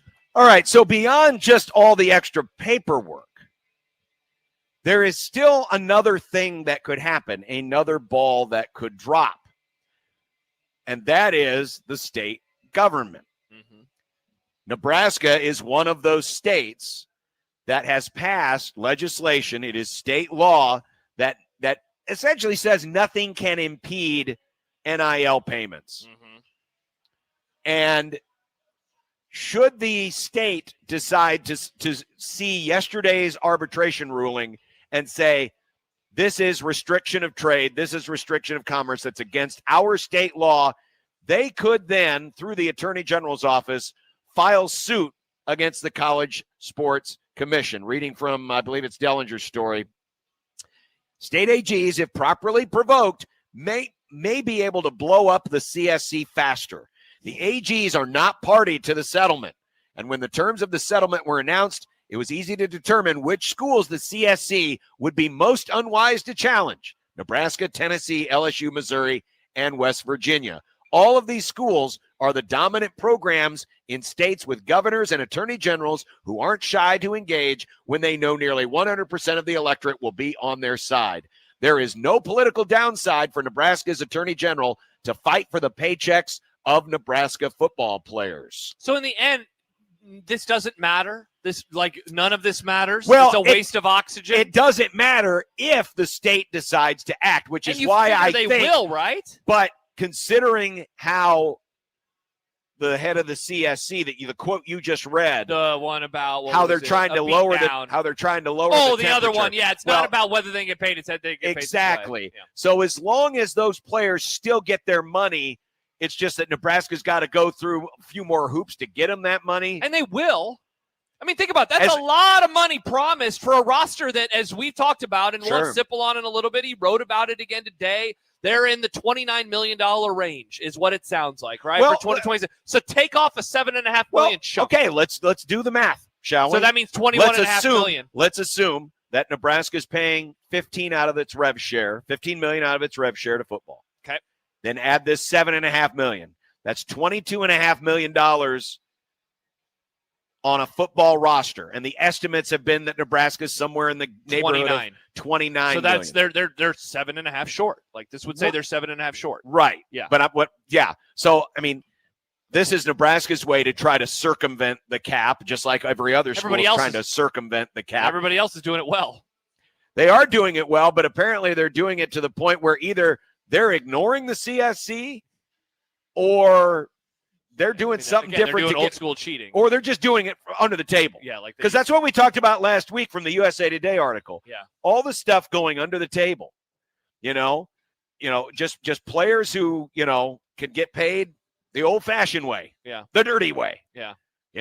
Just like when Mark Cuban said, hey, you need a quarterback, we're going to get you a quarterback. But that's not the old-fashioned way. In the old-fashioned ways, nobody would put their name on a situation like that. No booster, no bagman would be like, yeah, so they came to me and they said, hey, we got Cam Newton. He needs $200,000, Right. Which, by the way, Cam Newton, what a bargain to get him at $200K back in 2010. Like, they wouldn't announce that. And yet Cuban did, and we all were like, yeah, cool story, and we moved on with our day. Like, nobody was like, oh, no, we have to go after Indiana. They were doing it in an unscrupulous way.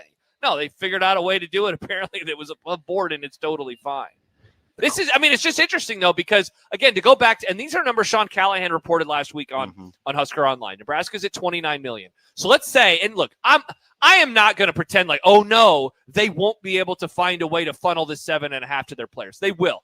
But if they were unable to, that drops the roster, which is already like fringe top 25, down to $21.5 million, Right. which I don't know where that would be, but it certainly ain't fringe top 25 anymore. But it begs the question. Of, well, why is Nebraska going through this process and none of these other schools are? Mm-hmm. Now, part of it is the way Nebraska's decided to go about third-party NIL through Playfly, whereas other schools might not be doing that. Some are, but obviously some aren't. There's essentially this sentiment out there that's, well, Ohio State and LSU and Texas A&M are thumbing their nose at this whole deal. Why can't Nebraska thumb their nose at this entire deal? And that's an interesting question because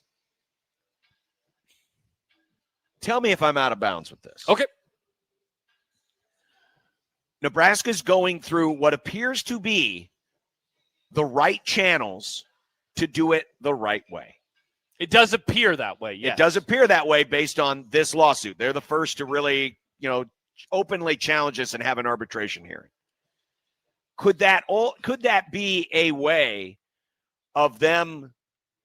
I mean, doesn't it give them a little bit of plausible deniability if their roster doesn't have enough that, hey, look, these people are keeping us back? You think they're essentially laying the groundwork for like excuse making during Positivity Week, John? Well, I'm just trying to figure out why the reason to want to fight it like this. If you really want to kind of get tinfoil on this, and I know, but I'm trying to figure this out. Just gaming it out for like 5 more seconds. They have spent a lot of time this offseason talking about money. A lot of time. Sure. Dannon has done it. Rule has done it a lot.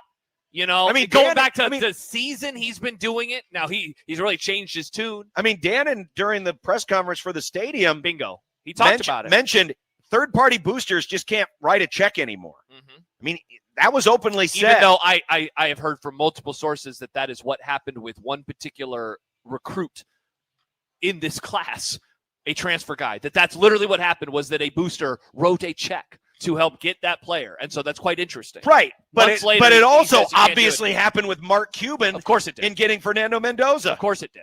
And so, I mean, they've talked about it a lot. And, I mean, we're hearing it all the time now. The roster's not good enough. The roster's not good enough. They're not spending enough money. I mean, every day we're talking about that. Every day we're spending all this time on the roster's not good enough. How do they spend more money? I mean, that's the premise of Sipple's entire column today, is that they can't keep up with Ohio State and Oregon and Indiana, to which I would say, yeah, they can't keep up with Minnesota and Iowa either. What's going on there? And so it's a really interesting question that you asked, John. It's a very interesting question. I do think that there is and I know this is, this administration is, there's no ties really to the past other than they've succeeded people that preceded them. Mm-hmm. But there's always been this sentiment. I've always felt that people here are a little bit more sensitive to being accused of being cheaters. Yeah, I would. Yeah, and the only reason I say that, I remember it was 86 home opener against Florida State. There was a scandal. I'm using air quotes for those of you on the radio.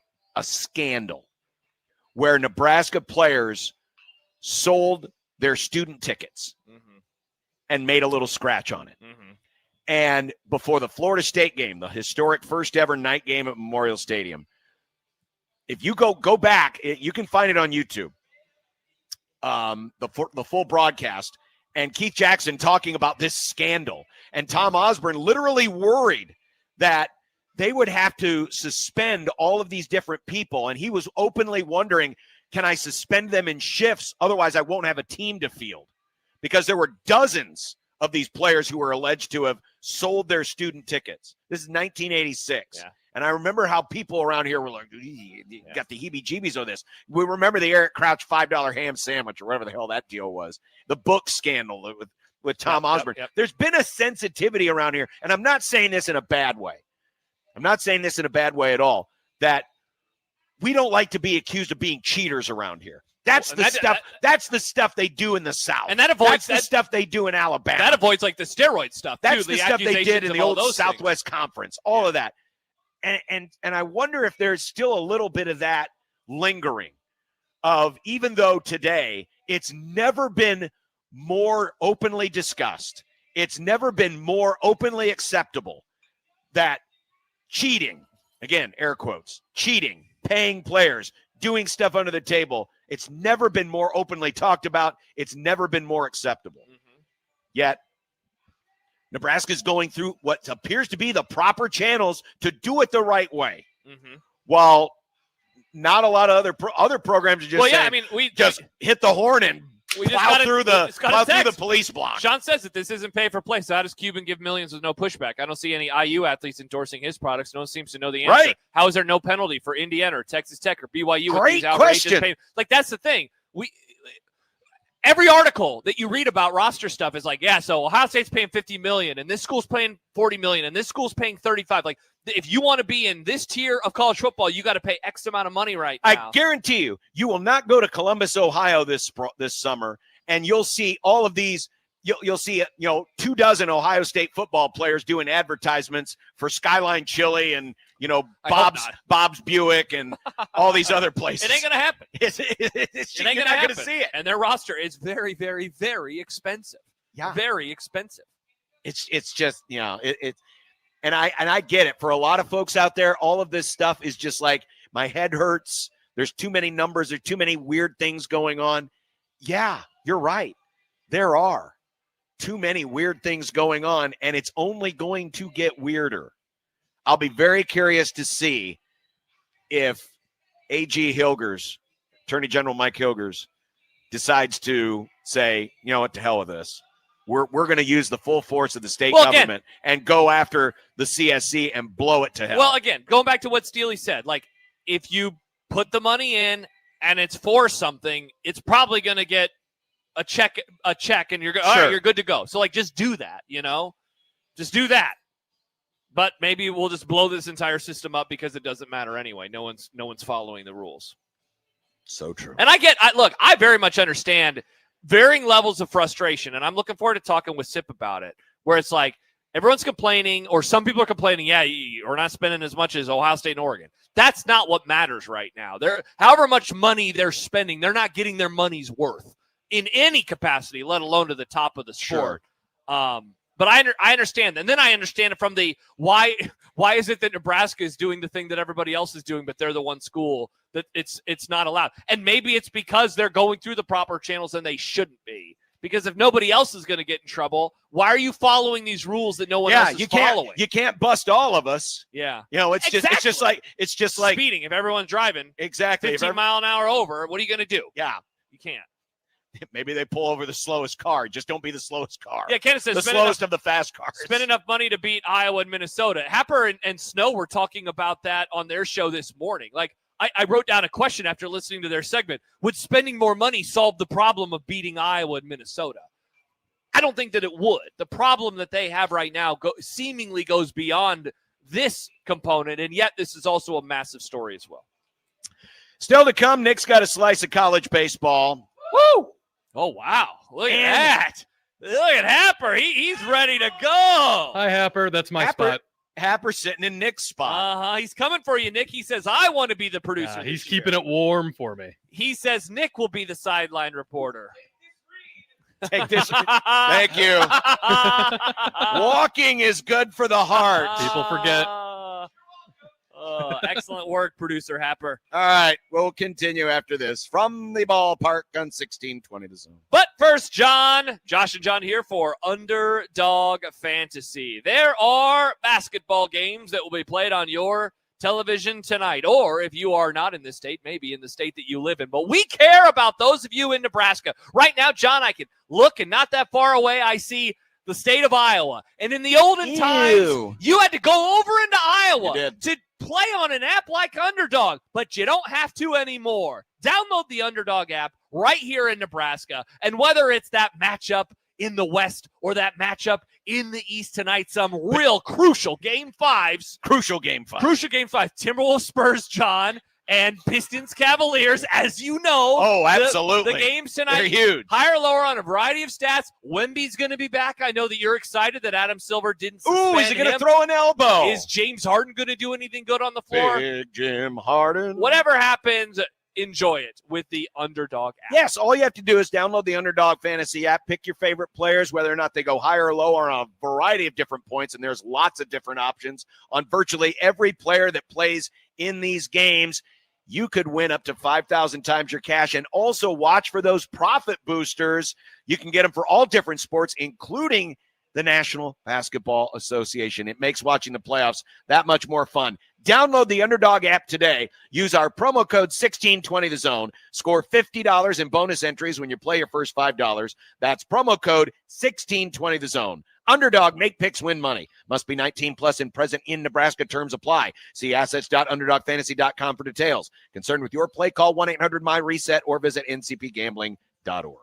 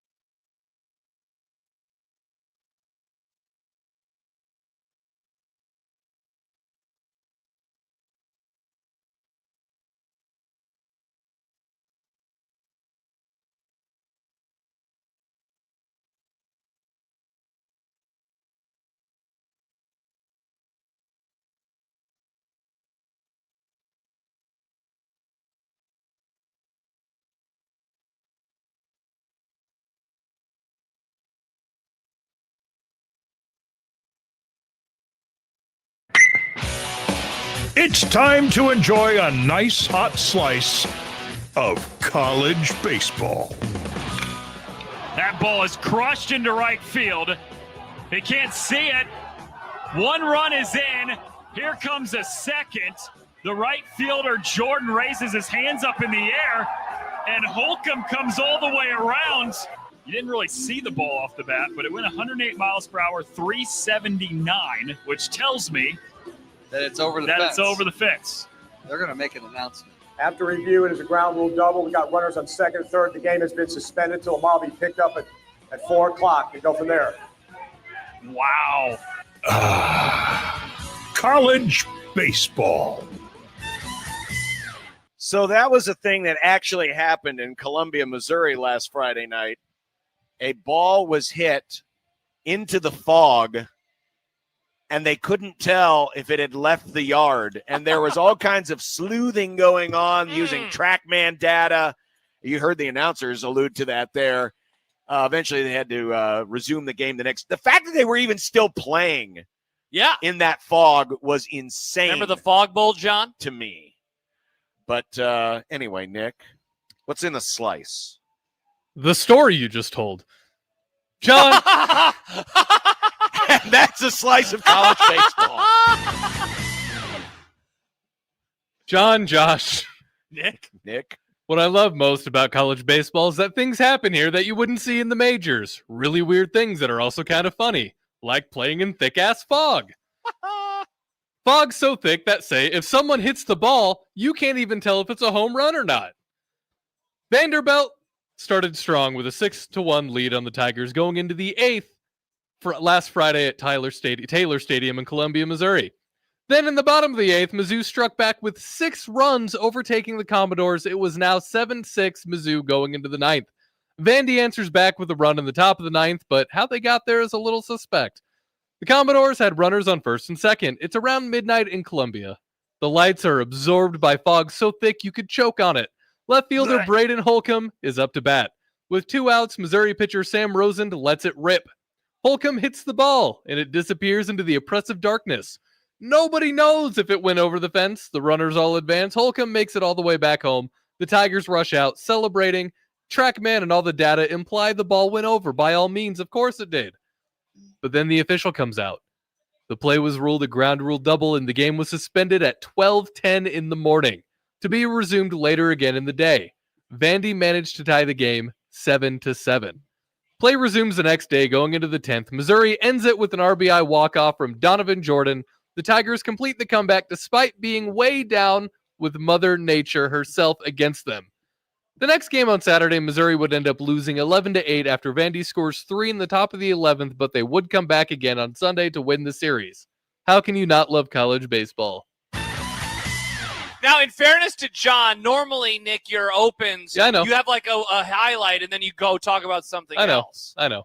That was pretty funny. Now, John, I'm watching the Fog Bowl from 1988. Wow, that was awesome. It was. Were you watching it live? I was New Year's Eve. I was working at Sap Bros. I was working at the truck Oh, stop. my and we had the gosh. game on, and we had it on the tiny baby TV. It's so funny. And I remember camera angles have to be all on of a the sudden field. looking over, going, "What's happening here?" Because it was super sunny in the first It was. half. It was very sunny in the first half. There's some great Oh. documentaries on it. Yes. On YouTube. Oh, man. And Tom Skilling, the famous WGN weather forecaster, is talking about the phenomenon of the lake Is fog. that our friend that we that Farron or that we played that clip from a few years No. ago? That's Steamer. That's not the tracks of the folksome of it. Oh, man. That guy Tramp rocked. steamer or whatever they Yeah. call it. That guy. Wow. What Yeah. a weird game. Very, very Good slice, Nick. Very, Thanks. very weird game indeed. Mm-hmm. I don't want to make an awkward transition, so I will not. Okay. I will save it for another segment. All right, perfect. But we're watching batting practice. Huskers out.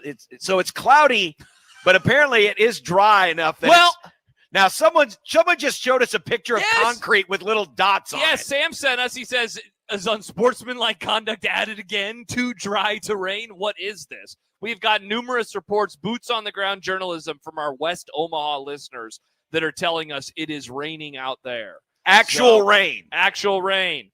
By the way, Mustache Adam writes, John cucking Nick Slice is one of the funniest things that's happened on a Tuesday since. Wait.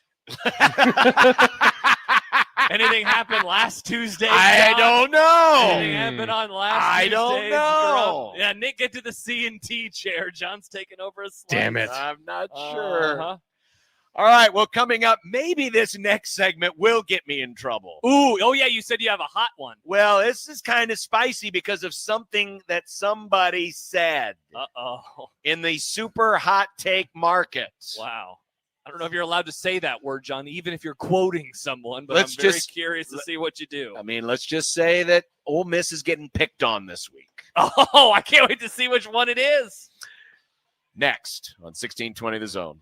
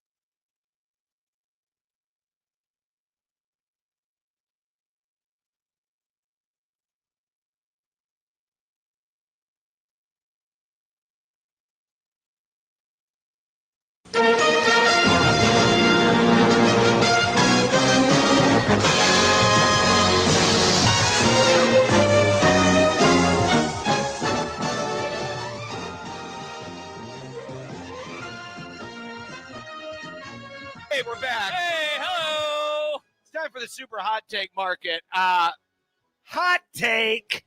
Let's go. Lane Kiffin has opened up a box that if I'm Greg Sankey, I'm probably saying, shut your mouth.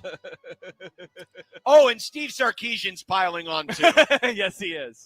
So Lane Kiffin, first of all, you know that when Vanity Fair is interviewing an SEC coach, something weird's going to happen.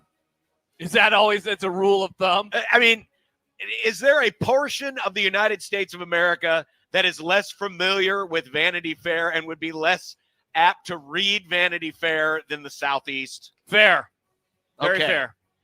fair. Very Vanity Fair, John.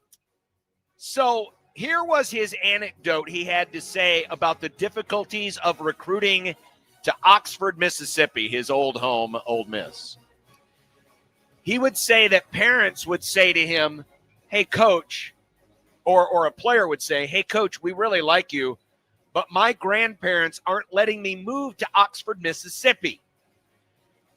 Kiffin said, that doesn't come up when you say Baton Rouge, Louisiana. Parents were sitting here this weekend saying the campus's diversity feels so great. Quote, it feels like there's no segregation, and we want that for our kid because that's the real world. He's telling anecdotally that parents tell him, hey, we got no problem sending our kids to your place because it's more diverse. But Ole Miss, by the way, the stats on this, Baton Rouge has a 52% black population, 34% white population. Oxford, Mississippi, 66% white, 26% black. Of course, that fired up a lot of folks in rebel country. Oh, interesting that it's called Rebel Country. Well, yes. People forget that they were waving the Confederate flag at games. I still believe in this century, maybe the late 90s. By the way, Kiffin did apologize, saying, you know, I'm apologize if anyone at Ole Miss was offended. In a 4-hour interview, I was asked a lot of questions on a lot of things. Ole Miss has been wonderful to me. I was asked questions about the differences in recruiting, and I said a narrative that we battled there from some out-of-state black parents and grandparents not wanting to come to Mississippi. That's a narrative that coaches have been fighting forever. It wasn't calculated by bringing it up. But I guarantee you that Greg Sankey was like, shut your mouth. Because, oh, by the way, yes, I know, Baton Rouge probably a little more culturally diverse than Oxford, Mississippi.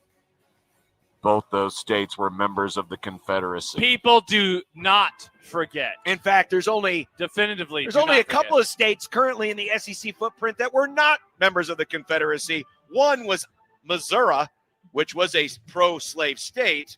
The other was Kentucky, who was also very torn on the issue. It's one of those things that if you're the SEC, and I know it's been 150 years, but still, you don't want to bring those things up because the SEC also famously was one of the last conferences to integrate. Oh, and then Steve Sarkisian seeing the wide open berth. I'm going to take this play, Colin. I'm going to go right down the middle. Bringing up racial issues. He decided to go old school and criticize the book learning. Quote, Sarkisian told USA Today's Matt Hayes, at Texas, we will only take 50% of a player's academic credit hours.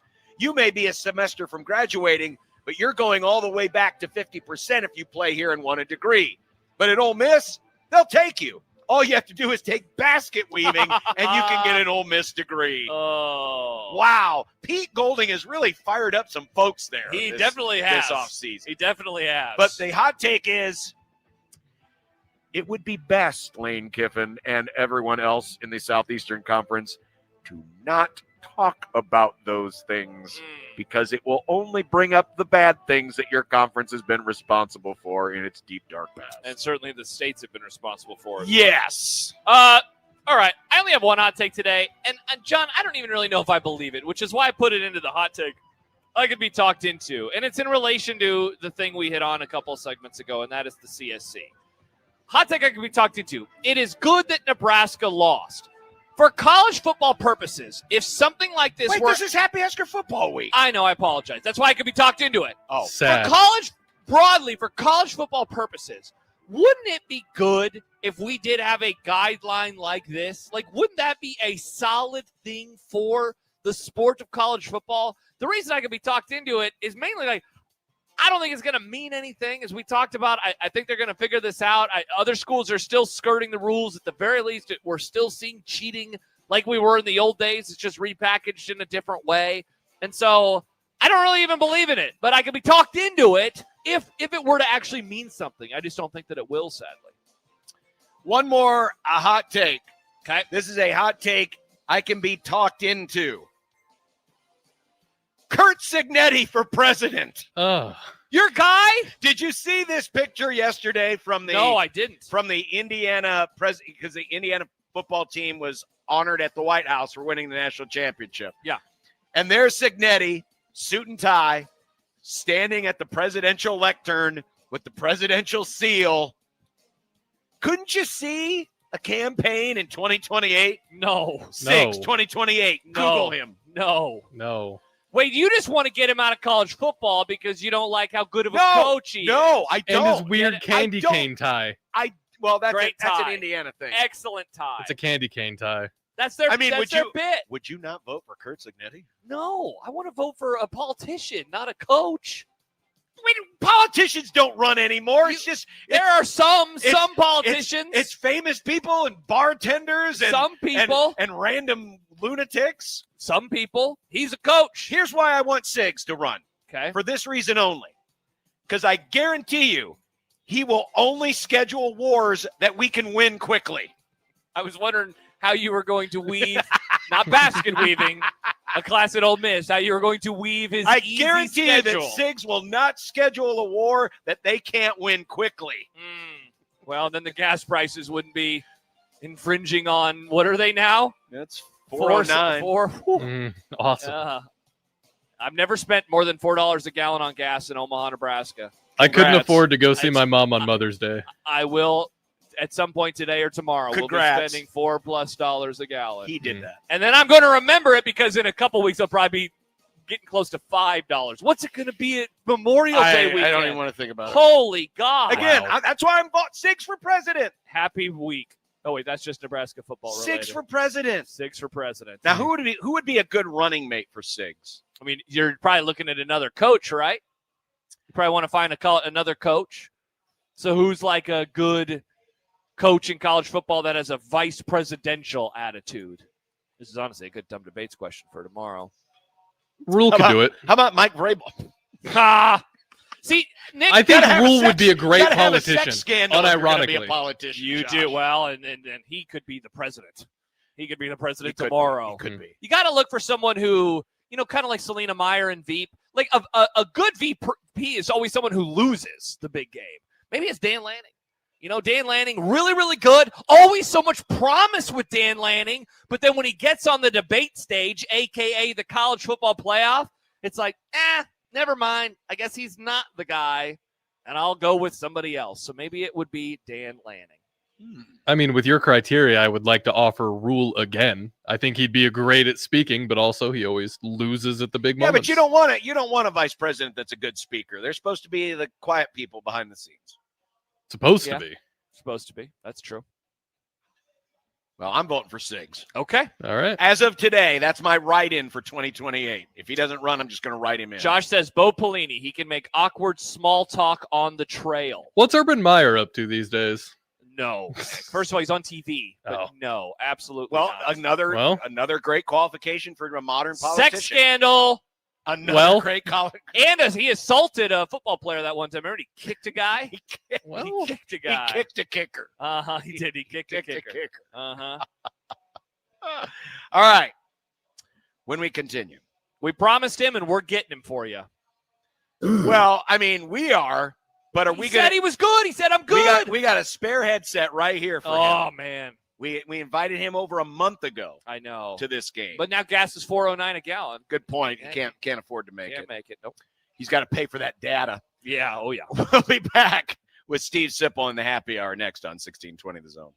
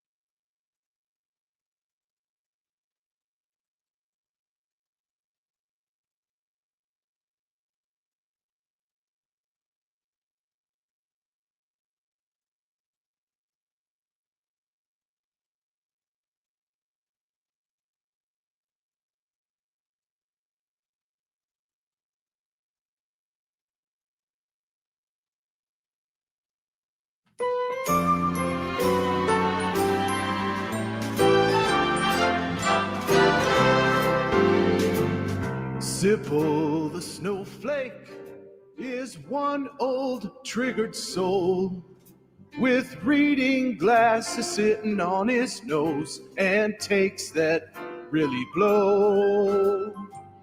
Sipple the snowflake deserves a mouthpiece to the face. He says LeBron's the GOAT and Steph will choke. Then he runs to his safe space. Hey, we gotta be careful here. He tells us when we speak. But when 10 games air in a day, he thinks that's too many. Oh, Sipple the snowflake says words like mature. He's a blogger now and an honor too, and also really old. Steve Sipple joining us on the Prairie Flower Casino Zone hotline. Good afternoon, Sip. Yeah, how are you doing? Just great. We're a little sad that you're not sitting next to us right now. Yeah, this was the game we had asked you to show up for. You know, baseball. Yeah, I mean, I didn't think you framed it up like that. It was more like, I don't know. It was more just like, if you can make it, that'd be great. Well, yeah, and we were going to invite you on, and you could do an inning of baseball with us, and we could just have fun. You could have said, called strike 3.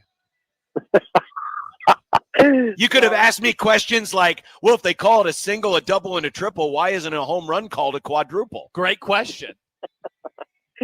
No, and listen, I don't want to make light of the invitation. I don't know. Don't you guys? I don't know. I don't know if I'm unlike most Americans or like most Americans. It seems like anything extra is really hard. I just don't. Anything that's like that's out of my schedule, that would be way out of my schedule. Like, I mean, sometimes I kind of laugh when I think about doing it. Like, yeah, right. You're not doing that. Column idea, though. Maybe be a column.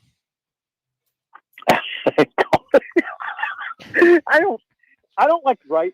There's like columnists that like writing about themselves. I don't like doing that. I seldom do it. I mean, there are columnists that love yeah. to do that. Yeah. I'm not one of them. Sip, definitely. Anything that throws me off my normal schedule, I'm irritated by. Yeah. I wasn't, John. I'm not necessarily irritated. It's just sort of an impossibility. Like, yeah, because you're irritated. Well, I just booked up, or like booked up. He's got to wake up early. I got tomorrow. a bad NBA playoff game to watch tonight. That's true too. Yeah. Anywho, a big game tonight, right? Creighton. Why is it a big game for Creighton, John? Well, I mean, it's not as big. I mean, it's big in that it's a rivalry, but obviously it has zero bearing on Creighton's postseason opportunities. Last year, theoretically, it did because Creighton was on the, they were in the conversation for the at-large, but this year they're not. So it's obviously bigger for Nebraska from the rivalry, plus the chance to host a playoff game, which Nebraska is on the cusp of doing. Right. So that's the simple explanation. Yeah, thank you. You're welcome. Sip, your column today really it hit a lot of people outside of the fan base. Even it seemed like there was a lot of response to it. Now, admittedly, I don't know how many of those people did get a chance to read it, given that it's behind the paywall. I know that John and I did. I wonder, before we kind of dive into what you wrote about, what have you made of the responses? Because just kind of scrolling through, I know my knee-jerk reaction was, spending money. Would that solve the problem of beating Iowa and Minnesota? Less so, Oregon, Ohio State, Indiana. What did you make of the response? Well, I wish I would have addressed that. I didn't. Here's what I make of that. Yes, I mean, I get that response. Now, what I try to do, and I think everybody in my role would try to do this. You kind of try to put yourself in the seat or the shoes of the person you're writing about, and if I were ruled, and these numbers that we wrote the other day, these numbers I alluded to in the column, these, the roster payout numbers. If I was facing that kind of deficit, I'd be really uncomfortable. Yeah, I get it. And that's the knee-jerk reaction of everybody is, you got to set your sights on those teams that you referred to before you set your sights on Ohio State, and Oregon, and Indiana, and I suppose Michigan too. Michigan, Penn State. Although, I mean, me and Jake, my one of my co-hosts in the morning, have been having this discussion for years, and I kind of have relented a little bit. But he's been saying that for years. That you got to get. Basically, you got to walk before you can run. Yeah, and I always say no. You have to keep. You can't concede the lead. And I still have mostly of that mind. You can't just concede the top, which I'm sort of surprised that it seems like people are. And you certainly can't concede the money part. But if you're a head coach at Nebraska and your roster is a $29 million, $30 million roster, and Ohio State's $55 million, and Oregon's $55 million, and Indiana's $45, $50 million, it would make me uneasy in my role. Because I'm inherently at a disadvantage. Now, conversation spins off, of course. How about overachieving like Fred? Yeah, I mean, the AD says it all the time, and I wrote it, that you try to get $1.25 out of a dollar. That's what he's looking for his coaches to do, and you have to do that. And let's be clear, Rule really probably hasn't done that, but I'm just trying to be fair to him. I mean, they're as far as the top of the league goes, they're way, way behind, and that would have an impact on me if I were in his role. But I would say, I mean, in a way, they're not even, to go back to the $25 analogy, they're not even getting their money's worth if the numbers, like going back to what Sean wrote on Friday, basically they're a top 25-ish kind of team, right? They're in that 25 to 30 ball. I mean, that's that, and they haven't been a top 20 program. Yeah, they haven't been like that program at the end of a season. Yeah, in what, a decade. So like I think that's the hard part of it too, is they're not even achieving that level of performance. They were in the top 25 recently. No, I know. I'm saying like at the end of the year though, like 7-6 isn't a top 25 team. No, but they're probably top 40. I mean, I'm not trying to argue. Let's be clear. I'm not trying to argue that Rule's getting $1.25 out of a dollar. He's not overachieving. Yeah. But again, he says it all the time, and he's not wrong. He's 7-6 and 7-6 after inheriting 4-8. There has been progress in the minds of many, not enough of it. Yes. And I'm probably in that camp.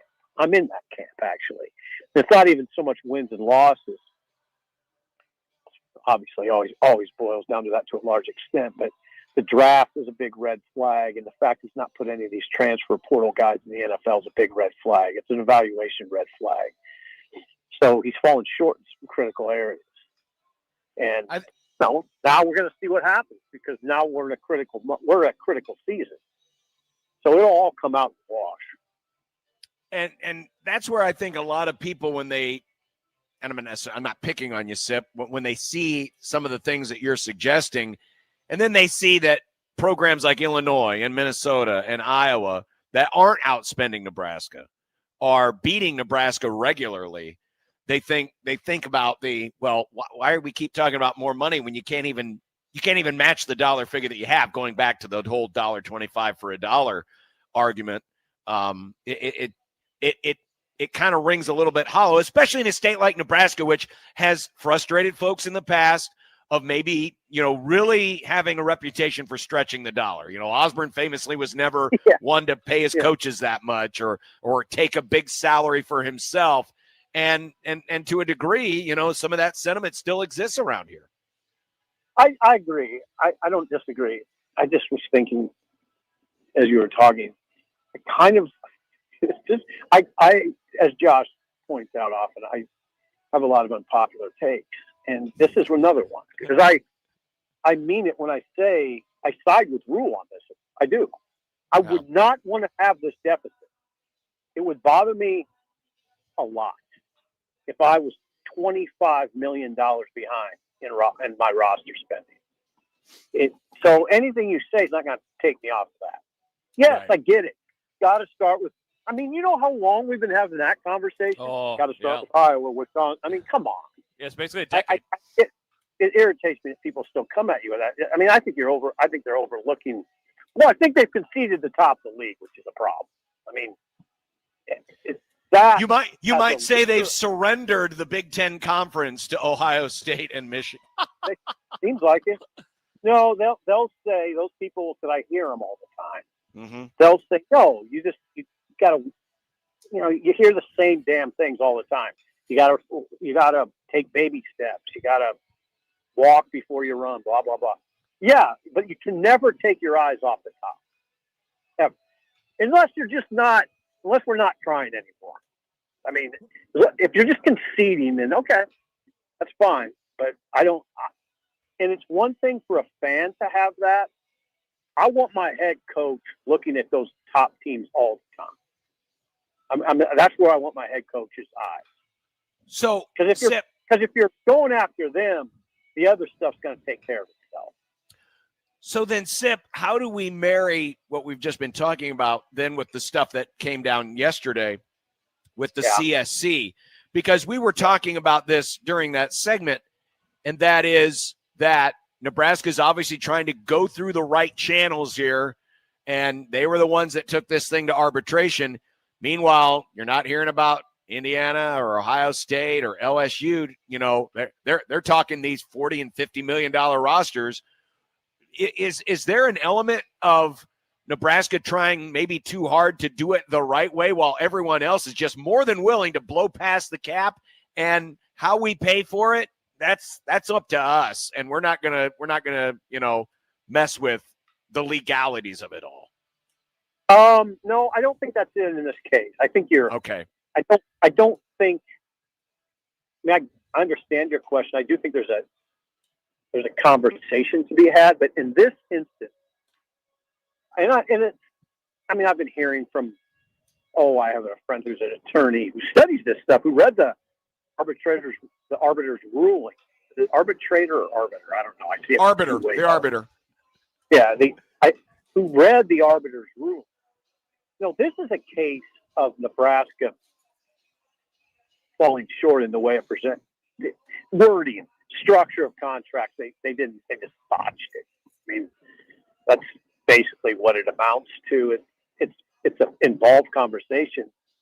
But, it's like handing in something to a teacher, and that teacher saying this is not satisfactory, do it again.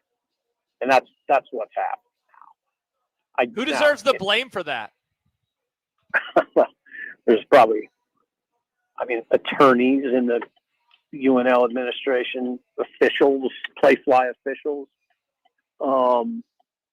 There's breakdowns.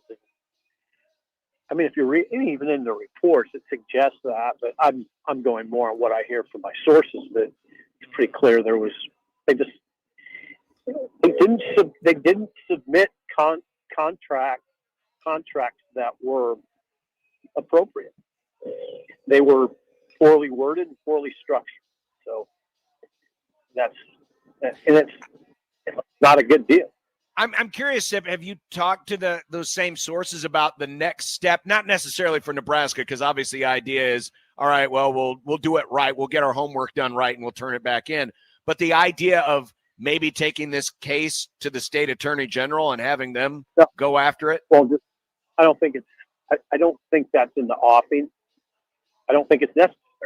But this is a simple talking from his truck. Everything I've ascertained is, no, I don't think the attorney general needs to get into this. I think Nebraska can take care of it on its own, so to speak, and make the wrong a right. And, I don't know if there's a spring portal. I wonder if there would have been risk of losing some of these players. No spring portal. There's probably a I imagine there's a scramble right now to get it right. I don't know if these players have been getting paid or not, but I don't think that's going to be a huge issue going forward. They'll make it right with them. And as you've read, they're protected by state law. The players are protected by state law. Yes. And so that part should be okay. Sip, John made a joke a few minutes ago about surrendering the league, which, of course, is a reference to Steve Peterson saying that after he fired Frank Solich 23 years ago. We won't surrender the league to Texas and Oklahoma. There was the famous quote from Sean Eichhorst about we need to reevaluate or evaluate where Iowa was after he fired Bo Pelini. And I was thinking about those quotes when I again read your mention of Rule from last October. And hey, we're good to go. This will be the first year that we can do whatever. We have the money. I can't complain anymore. We got what we need. And it just made me wonder if that's going to be one of those quotes that we are talking about decades later or years later, like we are those athletic directors, given that it just very quickly it has not aged well. Well, I mean, I don't think it'll have that kind of impact, Josh, of the Eichhorst Perlman type quotes. I don't think it will have that kind of impact. I do. Rules address this. Yeah, I did it with Ravi and Damon a couple weeks ago. Now, yeah, here's the deal. I know I often come off as an apologist. I like to think I'm fair. These guys, Dan and Rule, they assess everything. They're having to assess all this in real time as the ground moves under their feet. There's going to be missteps. There's going to be times when what they say doesn't jibe with what the world is 2 months later, right? Because it's changing so fast. And that's what happened to Rule on this. I don't view that October quote that you referred to as a misstep. He said what he said. He thought it at the time, and then there was an adjustment. There's a market adjustment. Happened quickly, and now we're not where we need to be because people adjusted for a variety of reasons, and a variety of factors fed into it. But no, I don't see that. It'd be easier if he wouldn't have said it for him, frankly. But he was speaking at the time what he felt was an accurate assessment. Okay, and then it changed. I don't blame him for that. Now, I also give these guys, athletic directors, coaches, grace as they try to manage this world because it is ever changing and it's difficult. Now, I don't, as far as this CSC matter, it's hard to give them much grace with that. I mean, it's nobody else is getting hit like that. I mean, it's pretty clear from what you read and what you hear that it was just they didn't do their job well. So, but otherwise, in a lot of these cases, though, I think we as fans, media, could give athletic directors, chancellors, coaches a little more grace in this world.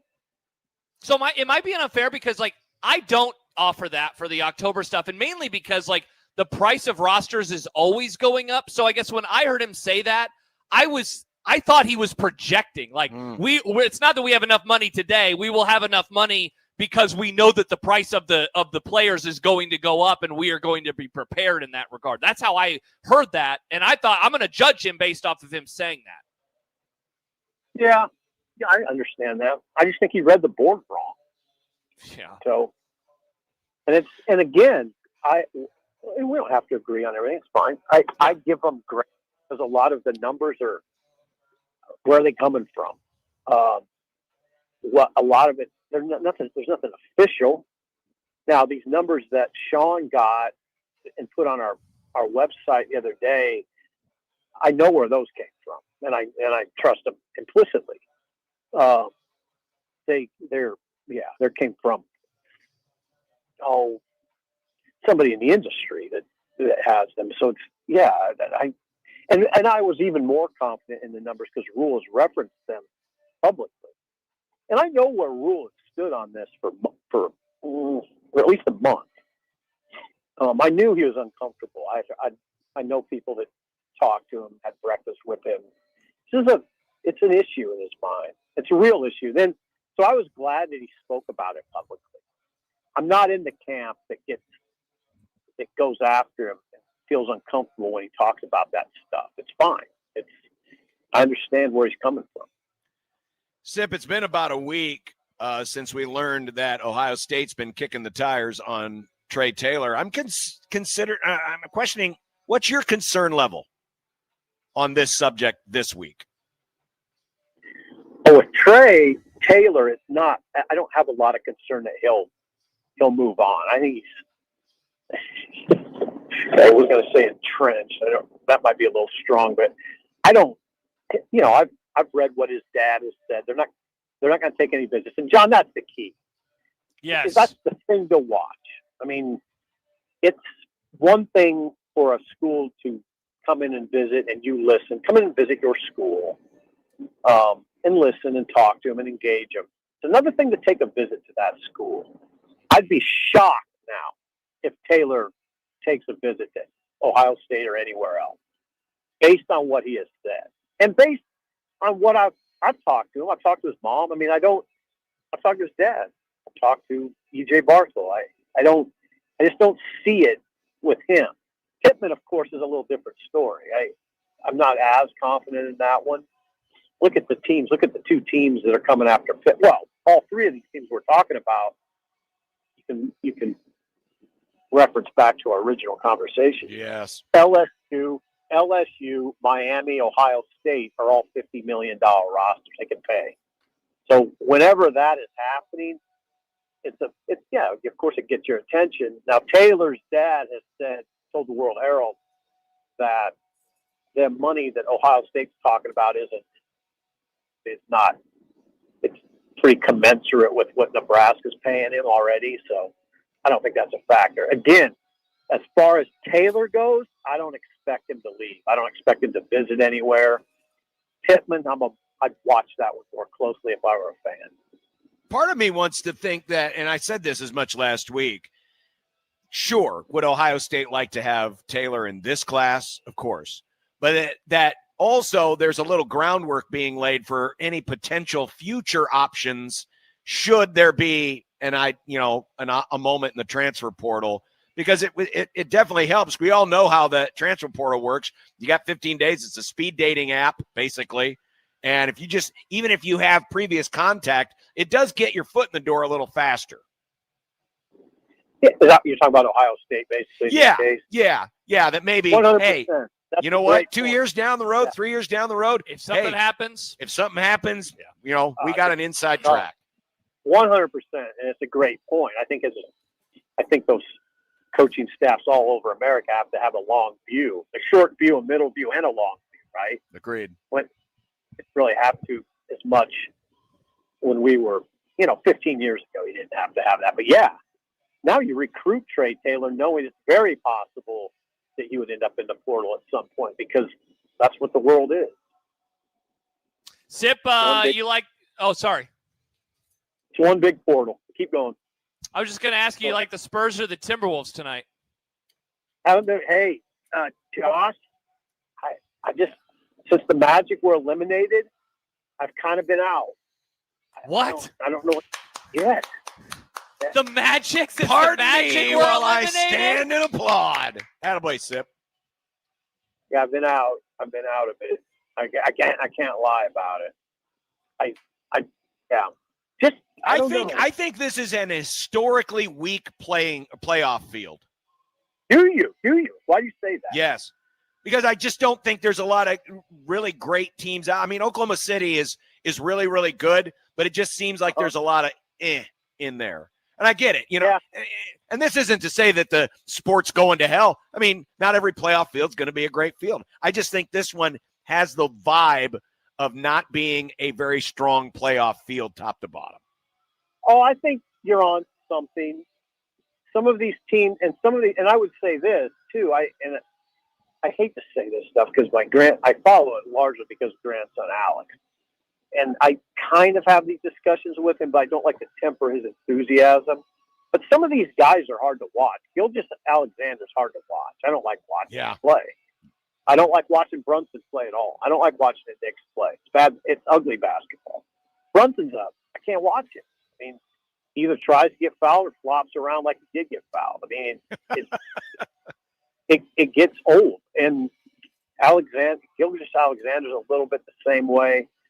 The game does lack some appeal that it used to have.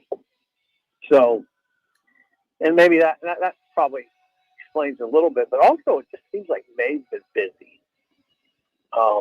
And I don't know. I have a hard time finding 3 hours to watch a game. I don't. The Magic, that is crazy. I would, of all the teams to get eliminated, that would make you sad. You know. It's Alex's favorite team, and so I'm very attuned with it. And we talk about it's no different than you not being interested if the Cowboys get eliminated. I mean, I still watch though, but I am sad about it. Yeah, I don't have to because I don't talk. In this market, we don't talk NBA much. No, I don't have a job that covers it, so I don't have to watch it. Understandable. No. Well, Sip, sad you won't be here tonight, but I do understand. The headphones will sit here very quietly. Oh, yeah. That's sad. I mean, if the wind were blowing in tonight, I could use it as a paperweight, but the wind's blowing out, so I don't need a paperweight. God, I want to do it. We'll do it. We'll do it. I mean, okay, we're going to hold you to that. That means you have to make plans in advance to attend a baseball game in Omaha, Nebraska. Yeah. Right. Hell, you know what? Do the Nebraska game next year. Next year, Lincoln. when we come to you, when we come to Lincoln. Oh, there you go. So you don't have to drive to Omaha. Yeah. But then you got to park at Haymarket and then try to get out of there with only one road in and out. You know, that's kind of a pain in the butt. That's true. Yeah, I don't know. I used to, when I covered those games at the Journal-Star, I would just walk. So I never thought about parking. But yeah, you're right. Oh, great point.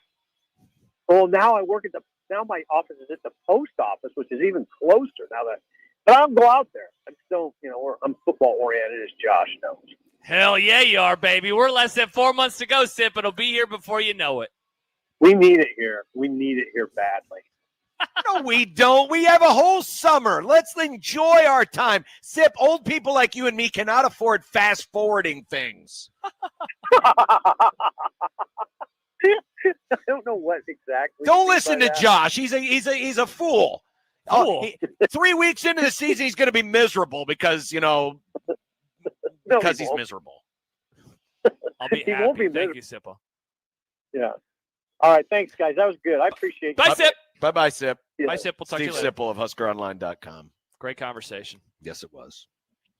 Speaking of great conversations, Nick reading us questions and us responding to them. Also, Connor Happer having great conversations. Yes, Happer's going to talk with Coach Mark Kingston before first pitch, so that'll be coming up at the end of the show. So coming up next, we do content and dinner together on the on the 10s. Nice. Coming up today in content, let's see. We got Ron James.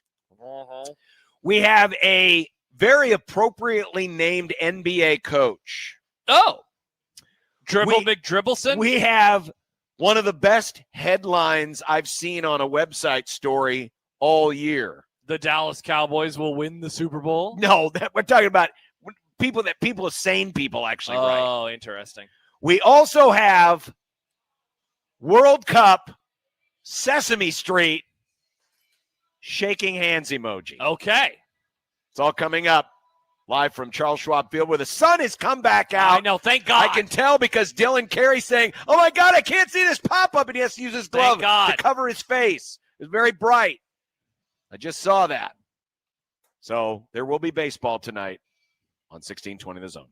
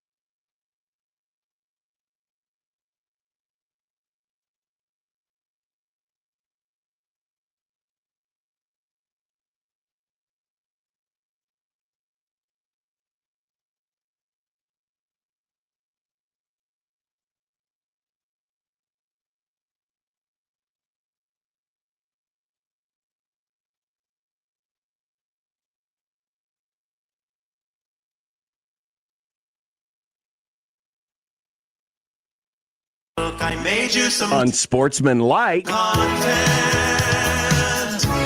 Unsportsmanlike content. Unsportsmanlike content. Content that's unsportsmanlike. Let's see here. I haven't mentioned yet that you can enter online at 1620thezone.com for a chance to win our green for the 5K sweepstakes powered by Benjamin Franklin Plumbing. You can improve your golf game, get better equipment, get a membership, or even repair damages due to your miscalculated golf swing. Contest runs through May 19th. That is 1 week from today. Whoa! 1620thezone.com. That'll be another Tuesday, John. Nick? John, are you sure you don't want to do content? You're really good at stepping over my segments. That was hilarious. Well, Nick, would you like to say something about LeBron? And the Lakers went down last night 115-110. Their season is over. Is LeBron's career? I don't know what the future holds for me. What do you think happens with the 41-year-old future Hall of Fame player? There's a part of me that thinks that LeBron wants one of those season-long rocking chair tours where he Like gets Kareem? He gets love from around the league. Yep.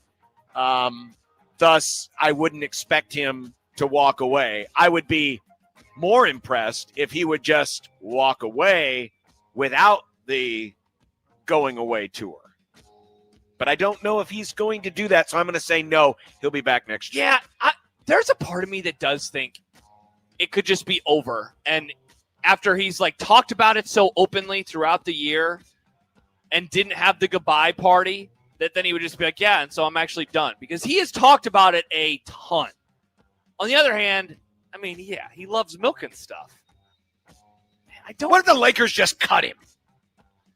I mean, he will be a free agent, so he could go somewhere. Well, there you else. go. Yeah, I'll say,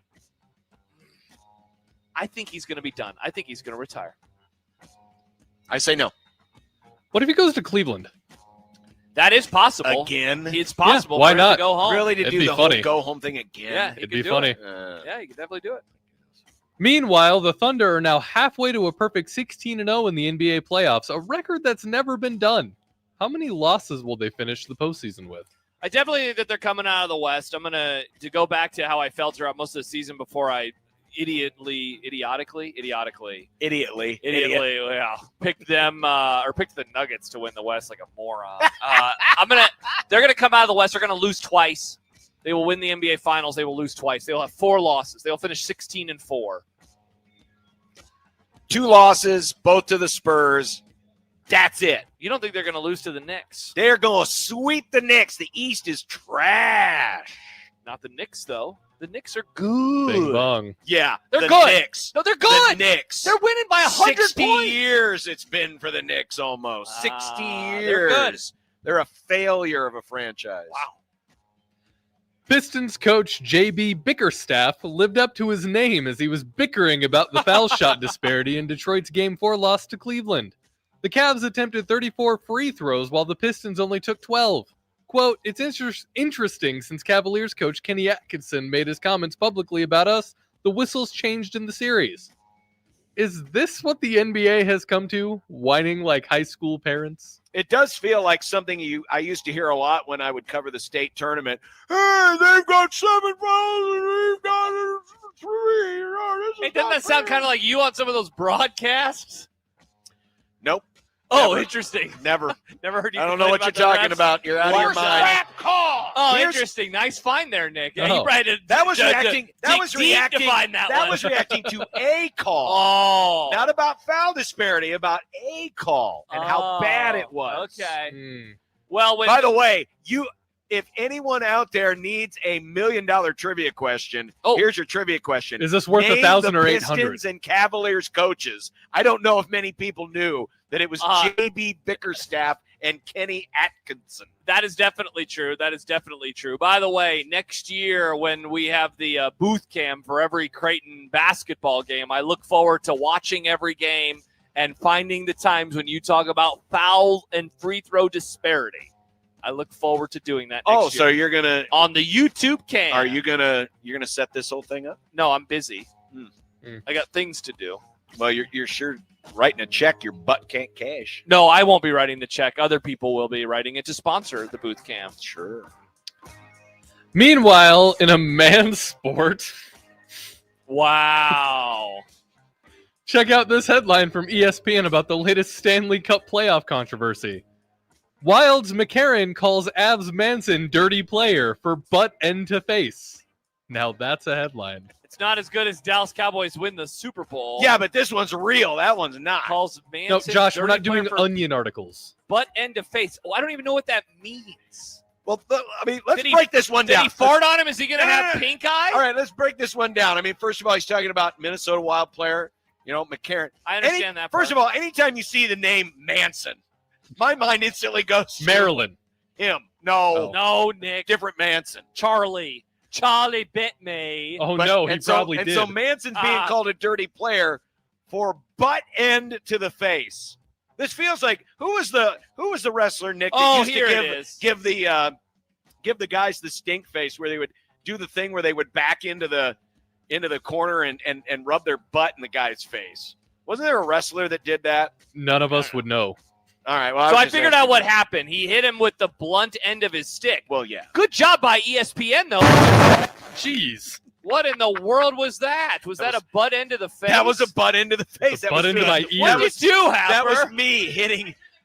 You that broke it. That was me hitting Yikes. Josh with the butt end. Wow.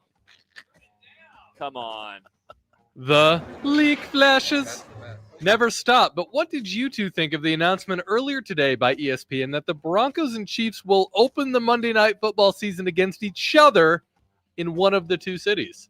How have they not locked that part down yet?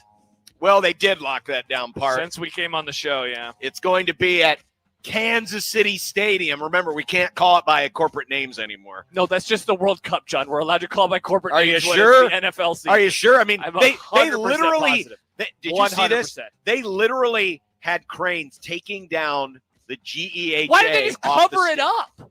They took the letters down. They took the letters down. I'm surprised Mitch Holtz stood for this. I hope Mitch Holtz is just standing out there cross-faced, just looking at him and just wants to hit the World Cup with a butt end to the face. I mean, they're probably taking him down anyway because they're going to transfer him to the new place. Oh, good point. That's right. Of course, yeah. it's not even built yet. I can't believe the schedule's coming out in 2 days. And so they were still like, well, will this game be at Arrowhead or will it be at Mile High? This How whole does that happen? exercise is just so stupid. I love it. I mean, the NFL knows how to bleed. I know. We talk about it every day this week. Every piece, yeah, because of you. But they know how to bleed every little thing. And we'll talk about it tomorrow. Until it is so dry, the Sahara Desert says it looks moist. Talk about it on Thursday. Talk about it on Friday. It's going to be a great week. As part of the horse trading, McMaster, that is going on between NFL broadcast partners, CBS is getting a Saturday night primetime game in Week 15. The week coincides with the first round of the college football playoff, meaning an over-the-air network will still be competing for eyeballs versus a CFP game. Thoughts? Happened last year. Would be stunned if it didn't happen this year. So It's a little different because last year wasn't an NFL network. No, that it had was this on. game. It was on Fox. It Oh, was that's the, right. It was Packers Bears. So that means once again the good college football playoff games will be on Friday and early Saturday, and then the lesser. Though hopefully there aren't two. I mean, there won't be two G5s in the playoff this year. So it's just a ruler contest with the NFL and college football, and the NFL is always going to win. It's always amazing to me that people keep talking about, well, college sports should be more like the NFL, more like the NFL. Yeah, guess what? The NFL is saying, yeah, go ahead, try to be like us. This is how it's done. It's called guerrilla warfare. We can put our games anywhere we want, and we will, and even if it's against your marquee event. Sad. R.I.P. Harambe. Fox Sports is bringing Sesame Street characters to its World Cup coverage this summer. Oscar the Grouch doing trash talk segments. The Count working on stats. John certainly is a person who grew up on Sesame Street. This will get you to watch, yeah? Well, I mean, it would get me to watch if they would have, like, Elmo explain to me why they had to take the GEHA off of Arrowhead Stadium. Oh, there you go. Have Elmo. Stadium's called Kansas City Stadium. Have Elmo No, explain please. all the stupid things Sponsors aren't allowed unless they pay us. Exactly. I want him Yeah, that'd be kinda to funny. stand up for all the corrupt things that FIFA does, Also, people died building those stadiums in Qatar. Some people pronounce it Qatar. All right, you know what? Maybe we can make this happen. I mean, if we could get All Elmo, right, okay, if we could let's get get Elmo into the to lab. explain the construction of the Qatar stadiums in 2022, I would be all in on this. Maybe we could start working this into other sports as well. Lane Kiffin said that it's hard to recruit black players to Ole Miss, but it's easier at LSU.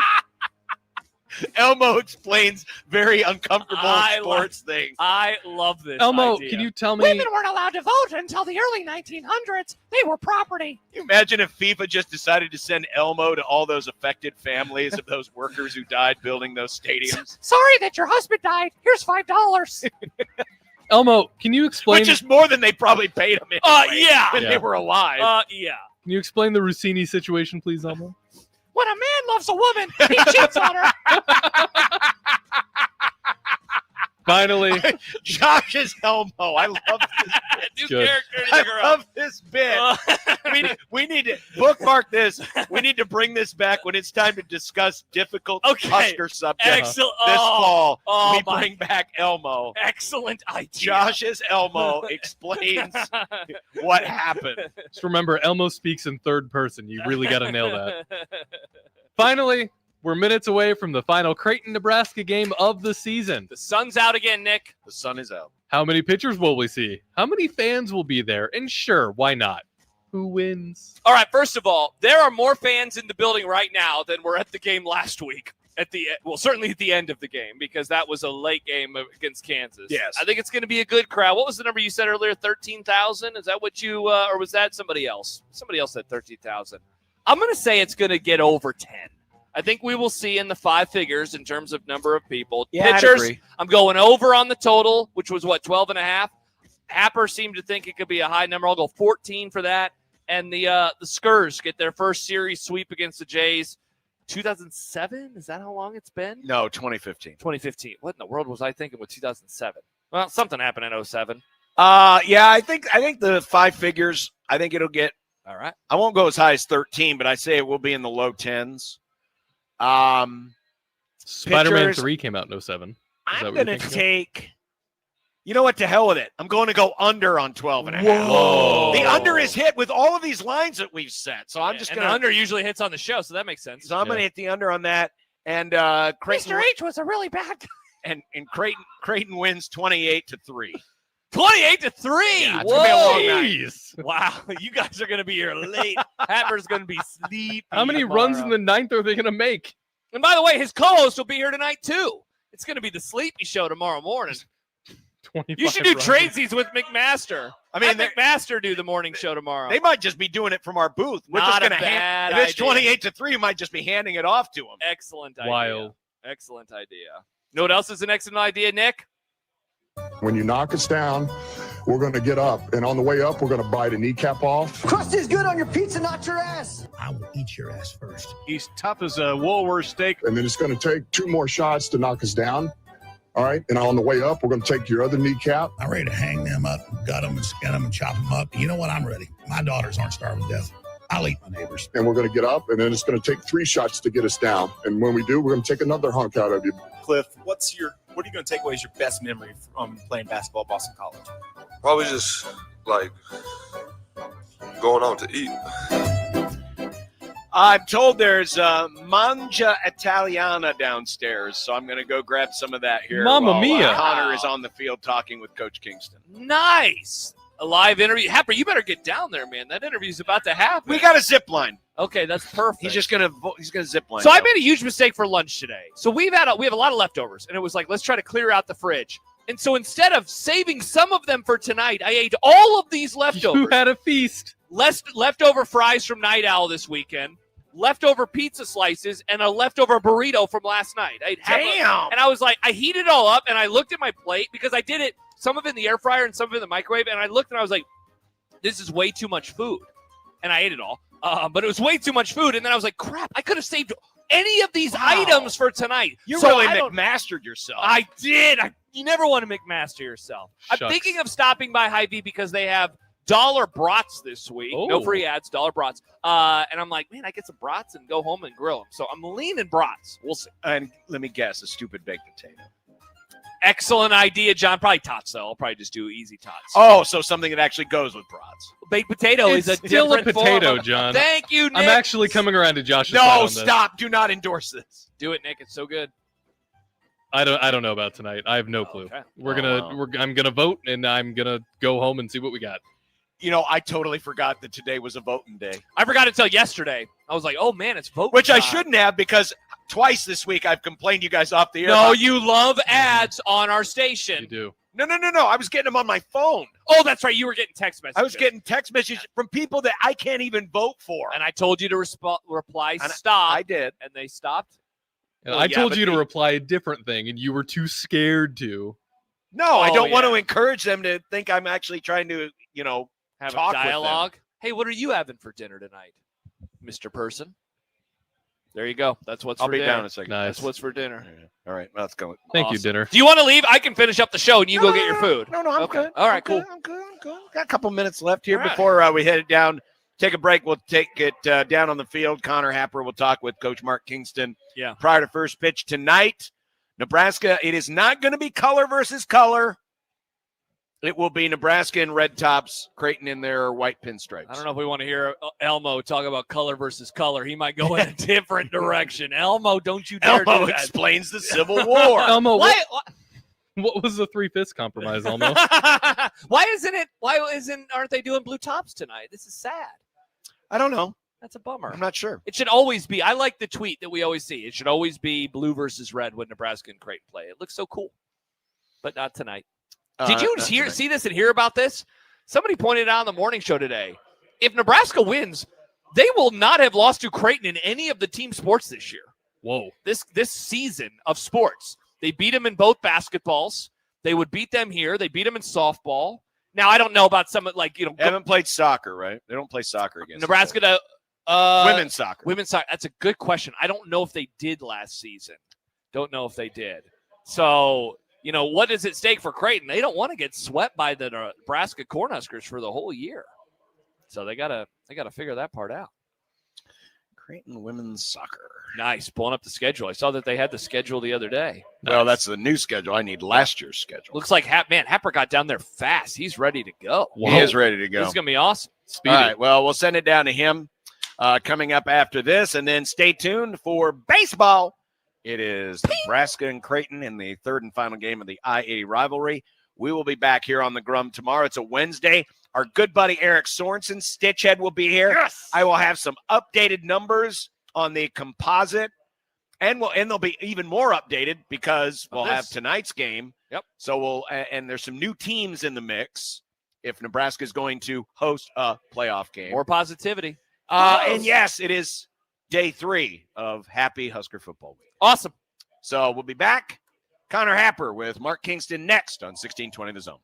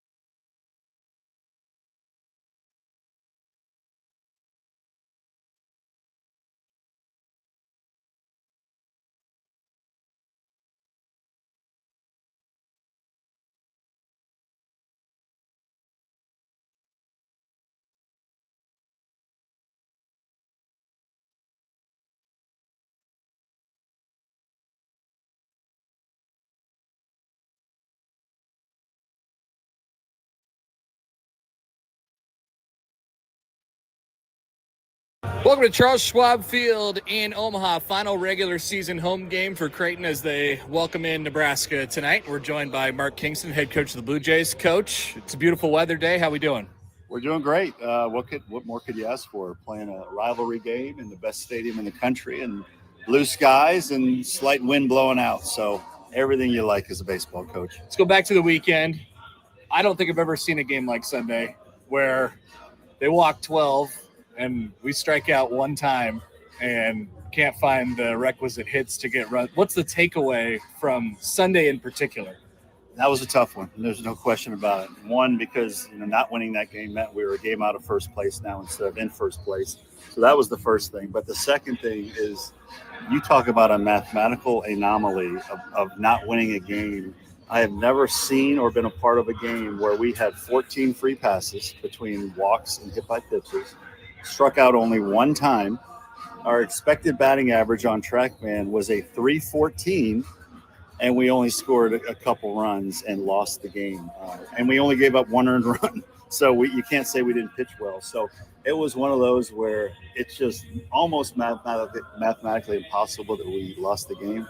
But we did. So here we are. So you have to try to flush that as quickly as possible. As the coach of the program, I need to keep our guys in a positive mindset, and they just help them understand sometimes that happens, and sometimes the ball doesn't bounce your way.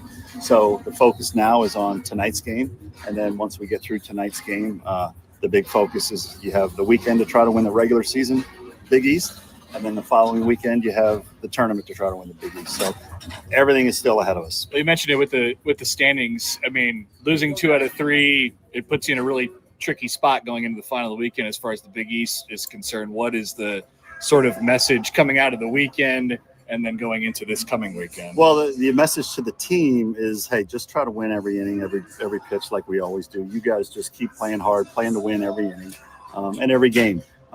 From a coaching standpoint, we know that we have to win at least one more game than all 3 teams above us. So that means if we sweep, then all 3 teams have to win 2 for us to be in a tie for first place. So it's going to be a little bit of a challenge. So what we'll do as a staff is continue to evaluate what are our chances, can we win the regular season, and as soon as we see that, hey, it might be the best we can do is finish in second, then you immediately pivot and start looking at how can we win the tournament with how you set up your pitching. So all those things would be considered. Not to dwell too much on Georgetown, but I have one more question about Even though you are. Even though I am. Unorthodox from a pitching perspective, they were. Not a lot of guys who were throwing it straight and hard. What does that do to a lineup over a 3-day period? Well, again, coming off the Kansas game where, sometimes really good hitters face a team like Kansas and they do really well. We scored 9 runs that night against Kansas, and their average fastball was close to 94. Against Georgetown, the average fastball was 87-ish, and so sometimes that can make good hitters just be a little bit off time. And I think, to me, that's the only explanation for why we didn't score a bunch of runs, because they just threw a lot of cutters and balls that are slower than what our guys are used to seeing, and we were just a tick off. And seeing it for another day, we probably would have been able to adjust, but by the time we could adjust, it was just too late. It's a tricky week for everybody. You have this Tuesday night game. It's a big game. It'll be a good crowd tonight here at Charles Schwab Field. It's the last game against Nebraska, so there's the rivalry feel. But you also know you have to turn around and go back right on the road tomorrow. What's the balance of tonight? Enjoy tonight, give it everything you got, and then as soon as we get on that flight tomorrow, it's completely behind us. So we'd love to win tonight. We'd love to win anytime we play checkers. Like, we're competitive. That's what our DNA is. But again, the main focus probably for them and for us, and they have a little bit different. They're still trying to host, so I think they're going to approach this game maybe a little bit more in terms of using their higher end pitchers, their weekend pitchers, than we will. But it's good old fashioned baseball. It's in this ballpark, so go compete your butts off, and then let's take our focus to the Big East. So how do you handle pitching tonight, knowing that you got to go right back out on Thursday? Yeah, you're going to see a lot of guys throw a lot of innings. A lot of guys throwing short bursts. We won't pitch anybody in a manner that won't allow them to pitch on the short week. That's the thing. That's to compound it all. We're playing Thursday, Friday, Saturday instead of Friday, Saturday, Sunday. So everybody will have a day less rest as it is. So you won't see anybody pitching away today that would not allow them to pitch this weekend. What's the excitement level for the Thursday game? at a big league stadium? Very high, very high. I don't think I've ever managed a game or coached a game in a big league stadium, not that I can remember off the top of my head. And this will be a first for most of our team getting to play in a major league stadium. So we all grow up collecting baseball cards.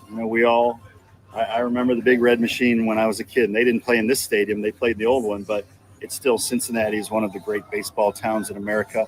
We're going to be in a major league facility playing baseball. So the excitement level is very high. Got a chance now to see everybody but one team, Xavier, in the Big East, and you'll see all the four by the time you get there who's going to be in the Big East tournament. I mean, it looks on paper like it's four very evenly matched teams that are going to show up at Presco Park. Yeah, for sure. And I think, sometimes when you play such a small season, it's only 21 games. So many things outside your control can really determine who wins and loses the league in the regular season. I mean, it's who do you play on the road? Who do you play at home? This year we played all three of the teams that we're going to be seeing in Presco. We have played on the road. So nine, the three best teams will play, where all 9 games have been on the road. So it's just interesting that sometimes things are in your control, sometimes they're not.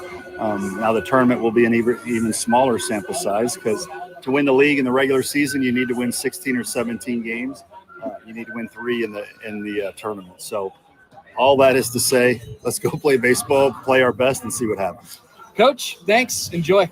All right. Thanks, Connor. That's Creighton baseball coach Mark Kingston, as we are just a few minutes away from first pitch here at Charles Schwab Field, Nebraska and Creighton for the final time this season. Lineups and first pitch coming up on the other side. You're listening to Blue Jay Baseball on 1620 The Zone.